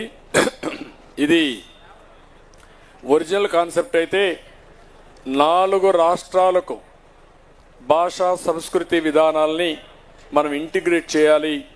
అందుకే ద్రవిడ యూనివర్సిటీ పెట్టింది. కుప్పం ఎందుకు పెట్టామంటే, ఒక పక్క కర్ణాటక, ఒక పక్క తమిళనాడు, కేరళ కూడా వస్తారు. ఇప్పుడు రాష్ట్రం 2 అయింది కాబట్టి తెలంగాణ కూడా వస్తుంది. ఈ university one of the best యూనివర్సిటీగా చేసే బాధ్యత నాది. మళ్ళా అన్ని కోర్సులు తీసుకొస్తాం. కోర్సులే కాదు, డిగ్రీ కాలేజీలన్నీ కూడా అనుసంధానం చేస్తాం. ఈ జిల్లాలో ఉండేటన్ని అనుసంధానం చేస్తాం. ఇంజనీరింగ్ కాలేజ్ కూడా పెడతాం. ఒక పక్క సెంట్రల్ యూనివర్సిటీ స్థాయిలో దీన్ని ఏం చేయాలన్నా అవన్నీ చేసి వన్ ఆఫ్ ది బెస్ట్ యూనివర్సిటీగా తయారు చేస్తా. రెండోది, కుప్పాన్ని ఒక నాలెడ్జ్ హబ్గా తయారు చేస్తా. ఒకప్పుడు కుప్పం అంతా ఎట్లుండేదంటే చదువుకున్న వాళ్ళు ఉండేది కావాలి. టీచర్ ఉద్యోగం కావాలంటే బయట వాళ్ళు ఇక్కడికి వచ్చేవాళ్ళు. ఉద్యోగం చేసి మళ్ళా ట్రాన్స్ఫర్ అయ్యి వెళ్ళిపోయేవాళ్ళు. చాలా రోజులు ఖాళీలు ఉండేటివి. నేను కొన్నిసార్లు బ్యాన్ కూడా చేశాను, కుప్పం నుంచి ఎవరిని ట్రాన్స్ఫర్ చేయకూడదని. ఇప్పుడు అందరూ చదువుకున్న వాళ్ళు వచ్చారు, డాక్టర్స్ అయ్యారు, ఇంజనీర్లు అయ్యారు, బీఈడీ పాస్ అయ్యారు, బ్రహ్మాండంగా వచ్చారు. దీన్ని ఇప్పుడు నాలెడ్జ్ హబ్ చేయడం పెద్ద కష్టం కాదు. నెంబర్ ఆఫ్ కాలేజీలు తెస్తా, నెంబర్ ఆఫ్ స్కూల్స్ తెస్తా. దీన్ని ఒక లాజిస్టిక్స్ హబ్గా తయారు చేస్తా. తయారు చేసి ఒక నాలెడ్జ్ సొసైటీకి ఏం చేయాలి అవన్నీ చేసి ఇక్కడ చదువుకున్న పిల్లలు ప్రపంచమంతా గుర్తింపు వచ్చే విధంగా చేసే బాధ్యత నాది. మొత్తం దేశమంతా వచ్చి ఇక్కడ చదువుకునే బాధ్యత తీసుకొస్తాను. అప్పట్లోనే మీరు అక్కడ ఒకసారి మైక్ లాస్ట్ ఇవ్వండి, ఆ కాగితాలు ఇవ్వండి. లాస్ట్ ఆ కాగితాలు తీసుకోండి. ఆయన ఆ కాగితాలు ఇచ్చేసి. నమస్తే సార్, నా పేరు మహేష్. నేను నెలకు 65,000 రూపాయలు సంపాదిస్తున్నాను సార్. బెంగళూరులో యూఎస్ టాక్సేషన్ ఫీల్డ్లో నేను వర్క్ చేస్తాను. కానీ నా కళ ఏమిటంటే, ఆ కళ కనండి, ఆ కళని సాకారం చేసుకోండి అని మహానుభావుడు అన్నాడు. నాకు ఒక కళ వచ్చింది. ఈ నిరుద్యోగ సమస్యను నేను కుక్కటి వేలతో సహా పెకలించాలి. ఏ విధంగా? ఇప్పుడు నాకు జరుగుతూ ఉంది, నా కుటుంబానికి జరుగుతూ ఉంది, సమాజానికి నేనేం చేయగలుగుతానని ఆలోచించిన. సో నైట్ 2 గంటల వరకు నేను వర్క్ చేసి అది ప్రిపేర్ చేసినాను సార్. నా మిషన్, నా మొదటి అడుగు project, just one foot of my next project sir, but my mission is very important and very important for the purpose of the society of well-being and economic growth and development sir. ప్రతి ఒక్క పౌరుడు tax payer అవ్వాలి. Tax payer అవ్వాలంటే వానికి income కలగాలి. Income కలగాలి అంటే ఇప్పుడు మనకున్న పరిస్థితులు నిరుద్యోగ సమస్యతో మనం బాధపడతాం. అట్లాంటి వాళ్ళు ఇన్కమ్ రెవెన్యూ జనరేట్ చేయించి వాడు ట్యాక్స్ పేయర్ చేయాలంటే అది ఒక పెద్ద process sir. So Rome is not built in a single day. So everything has a continuous process and sustainability and the adaptability to the environment is must and should sir. So this is one of my point. And coming to the election point, so 1,00,000 ఓట్ల majority అంటే మనము కొంచెము గట్టిగా దృఢ నిర్ణయం తీసుకోవాల్సిన పని కూడా ఉంది sir. First of all according to me first point వచ్చేసి 100% ఎలక్షన్ అవ్వాలి, ఓటింగ్. సో 90 ఏజెస్ అబో కానీ 70 ఏజెస్ అబో వాళ్ళు కానీ అందరూ ఇప్పుడు మ్యాక్సిమం కుప్పం వాళ్ళు కూడా బెంగళూరులో సెటిల్ అయిపోయి ఉన్నారు. వాళ్ళు కూడా రప్పించి ఇక్కడ ఓటింగ్ అయితేనే మనకు 100% నమోదు అవుతుంది. నమోదైన విషయంలో కూడా మన కుటుంబంలో యువతగా ఏది మంచి ఏది చెడు అని మనకు తెలుసు. సో మన కుటుంబ వ్యక్తులు ఎవరికి ఓటేస్తారో వాళ్ళల్లో వాళ్ళకే ఉంటుంది. వాళ్ళు ఎందుకు ప్లస్ పాయింట్, వాళ్ళు ఎందుకు వీళ్ళు ప్లస్ పాయింట్ అనేసి డిసైడ్ చేసి మన తెలుగుదేశం పార్టీ సైకిల్ గుర్తుకే ఓటేయాలని వాళ్ళకి అవగాహన తెప్పించి ఓటు చేయించాలి సార్. అది ఎలక్షన్ పాయింట్ ఆఫ్ వ్యూలో అనుకుంటే మనకు 1,00,000 ఓట్ల మెజారిటీ పెద్ద సమస్య ఏం కాదు. 1,50,000 ఓట్లతోనే 1,50,000 ఓట్లతోనే మేము ముందుకు నడిపిస్తాం సార్. మేము థ్యాంక్ యూ మహేష్ ఇప్పుడు మీరు చూశారు. And this is one of my MSME project. So we have to encourage that small and medium scale business in our society sir. ఒక ఆంటర్‌ప్రెన్యూర్ ఐడియా ఇది మహేష్ నేను చూసింది. అతను విజన్లోనే eradication of unemployment in the society అంటే నిరుద్యోగ సమస్య పరిష్కారం చేయడం, creating innovative idea lead to economic growth and development. Innovative ideas ద్వారా ఆర్థిక గ్రోత్ని ఎకనామిక్ గ్రోత్ చేయాలనేది. మూడోది చూస్తే focusing on organic farming, biodegradable manufacture sector, technical and services fields. We should be eco-friendly to the environment. ఒక మంచి holistic objective పెట్టుకున్నాడు. ఇది possible. ఎలాంటి ఇప్పుడు మీరు చూస్తే ఆనందం చూశారు, ఆయన కూడా ఉద్యోగం ఉంది, నాకెందుకుంటే ఆలోచన లేదు. ఎప్పుడైతే జీవితంలో అనునిత్యం ఆలోచన రావాలి, నూతనమైన ఆలోచనలు రావాలి, ఆ నూతనమైన ఆలోచనని ఆచరణలో పెట్టాలి, సమస్యలు వస్తాయి, పరిష్కారం చేసుకోవాలి, ముందుకు పోతా ఉంటే you will become one of the biggest asset not for you, society కూడా మీరు తయారవుతారు. అలాంటి వాతావరణాన్ని క్రియేట్ చేసే బాధ్యత నేను కుప్పంలో తీసుకుంటా. One of the best environment create చేస్తా, ఆంటర్‌ప్రెన్యూర్స్ని తయారు చేస్తా. కుప్పంలో కూర్చొని మీరు ప్రపంచం మొత్తం సర్వీస్ సెక్టర్లో ఆంటర్‌ప్రెన్యూర్స్ని పెట్టి అవసరమైతే పోయేసి మళ్ళీ ఇక్కడికి వచ్చే విధంగా మనం తయారు చేద్దామని చెప్పి కూడా నేను మీకు తెలియజేస్తున్నా. కాబట్టి అర్జెంటా ఓన్లీ ఒక్కసారి మైక్ ఇవ్వండి, లాస్ట్ ఇంకెవరు అడగద్దండి టైం. మన టీడీపీ యాప్లో మన వాళ్ళు చిత్తూరు డిస్ట్రిక్ట్లో 5 మెంబర్స్ టాప్ వచ్చారు సార్. అభినందనలు ఒకసారి ఒక మాట. ధన్యవాదాలు సార్ ఇచ్చినందుకు. సార్ ఈ రోజులలో నాసిరకం మద్యం వల్ల చాలామంది బాధితులు గ్రామ స్థాయిలో ఉన్నారు సార్. కానీ మద్యం నుంచి విడిపించే మానసిక వైద్యులు అంటే సైకాలజిస్టులు వచ్చేసి జిల్లా స్థాయి హాస్పిటల్లో ఉన్నారు సార్. కానీ మన కాన్సెప్ట్ ఏంటంటే ఆ జిల్లా స్థాయి మానసిక వైద్యుల్ని మండల స్థాయి ప్రభుత్వ ఆసుపత్రులలో వాళ్ళని నియమించి ప్రతి ఊర్లో రోజు ఒక హెల్త్ క్యాంపు కండక్ట్ చేయడం వల్ల ప్రభుత్వం చాలా తక్కువ ఖర్చుతో ఈ మద్యానికి బానిసైన వాళ్ళని విడిపించవచ్చు సార్. ఎట్లా అంటే ఒక సైకాలజిస్ట్ని హైర్ చేసుకొని దానికి సంబంధించిన మెడిసిన్స్ ఒకటి గవర్నమెంట్ బేర్ చేయడం వల్ల చాలామంది ఈ మద్యం నుంచి బానిసల నుంచి విముక్తులు అవుతారు సార్. ఇది తెలియక చాలామంది గ్రామాలలో నాటుపసరు తాగడం వల్ల వాళ్ళ ప్రాణాలు పోతున్నాయి, పెరాలసిస్ వచ్చి చాలా ఇబ్బందులు పడుతున్నారు సార్. దీనివల్ల ప్రతి ఒక్క మహిళకి వాళ్ళ కుటుంబానికి చాలా యూజ్ఫుల్ అవుతుంది సార్. దీనివల్ల ఇది చాలా తక్కువ ఖర్చుతోటి మద్యం నుంచి విముక్తులు చేసే ఒక అవకాశం సార్. గవర్నమెంట్ చాలా ఈజీ. రెండు విషయాలు ఉన్నాయి. ఎప్పుడు కూడా అందుబాటులో లేకపోతే మనుషులు కూడా బానిసలు కారు. అందుబాటులో ఉన్నప్పుడు ఏది తోచనప్పుడు మనుషులు అలవాటైపోతుంది. గంజాయి ఉండి, చీప్ లిక్కర్ ఉండి, డ్రగ్స్ ఉంటే మనం ఎంత చెప్పినా కూడా మనకు తెలియకుండా చాప కింద నీరుమారికి వెళ్ళిపోతుంది. ఫస్ట్ సప్లై కట్ చేస్తే తర్వాత నెక్స్ట్ పార్ట్ నువ్వు చెప్పేది. అడిక్ట్ అయిన వాళ్ళని ఏ విధంగా కౌన్సిలింగ్ చేయాలి, అక్కడ మానసిక నిపుణులు అవసరం. ఇప్పుడు ఫస్ట్ ఆఫ్ ఆల్ రోజు రోజుకు మల్టిప్లైర్ ఎఫెక్ట్లు తయారవుతా ఉంటే ఇంకా మనం ఎంతమంది డాక్టర్ని పెట్టుకున్నా మన వల్ల ఏ పని కాదు. అందుకే దీనికి ఒకటే మందు, ఆ మందు జగన్ పోవాలి, మళ్ళా రాష్ట్రం బాగుపడాలి. ఎవ్వరు కూడా ఒక్క చిన్న డ్రగ్ కూడా అమ్మాలంటే భయపడే పరిస్థితి వస్తే మిగిలిన తమ్ముళ్ళు దారి తెచ్చుకోవడం నేను చేసే పని నేను చేస్తా. అది కూడా well done, excellent idea, we will work it out. ఇక్కడికి వచ్చినప్పుడు మన టీడీపీలో చాలా మంది బాగా చేశారు. నెంబర్ 1 మన నియోజకవర్గంలో చూస్తే Ramamurthy rank number 1, total points వచ్చి 4,48,470 వచ్చాయి. మనస్ఫూర్తిగా అభినందిస్తున్నా. అందరూ గట్టిగా చప్పట్లు కూడా అభినందించాలి. Jayaprakash number 2 total points 4,43,700. Gajendra number 3 total points 3,23,510. Menaka Krishnan number 4 total points 2,76,870. Bhaskar Srinivasulu rank number 5 total points 2,23,345.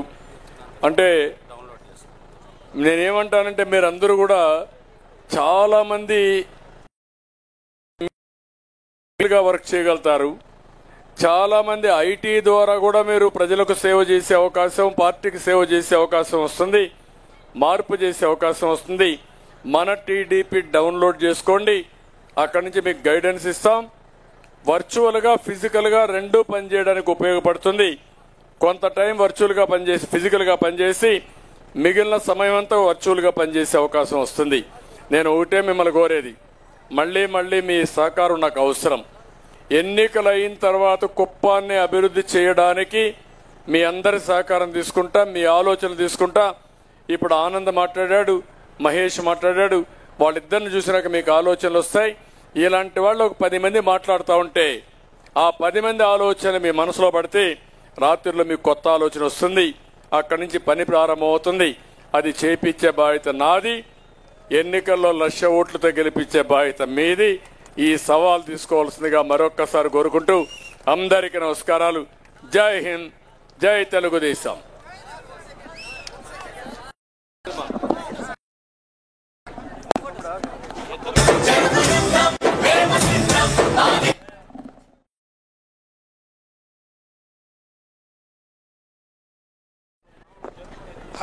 Hello Kuppam నియోజకవర్గ యువతలో ఆత్మవిశ్వాసాన్ని నింపి అనుక్షణం మా భవిష్యత్తు కోసం పాటుపడుతున్నటువంటి మా నాయకునికి ఈ ఎన్నికల్లో 1,00,000 ఓట్ల మెజారిటీ సాధించి గౌరవ సభలో ముఖ్యమంత్రిగా అడుగుపెట్టే విధంగా.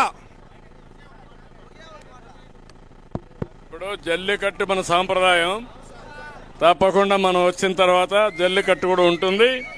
నేను ఇప్పటికే ఉంది.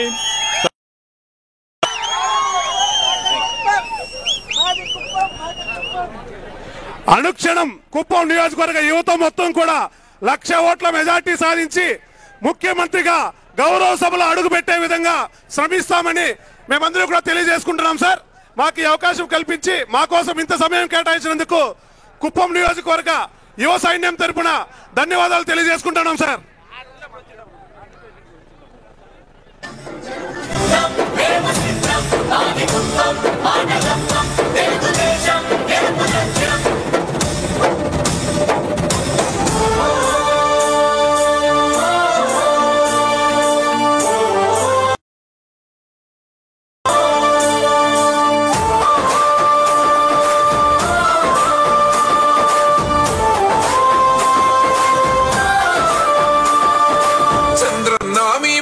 సేవలో పసుపు జెండల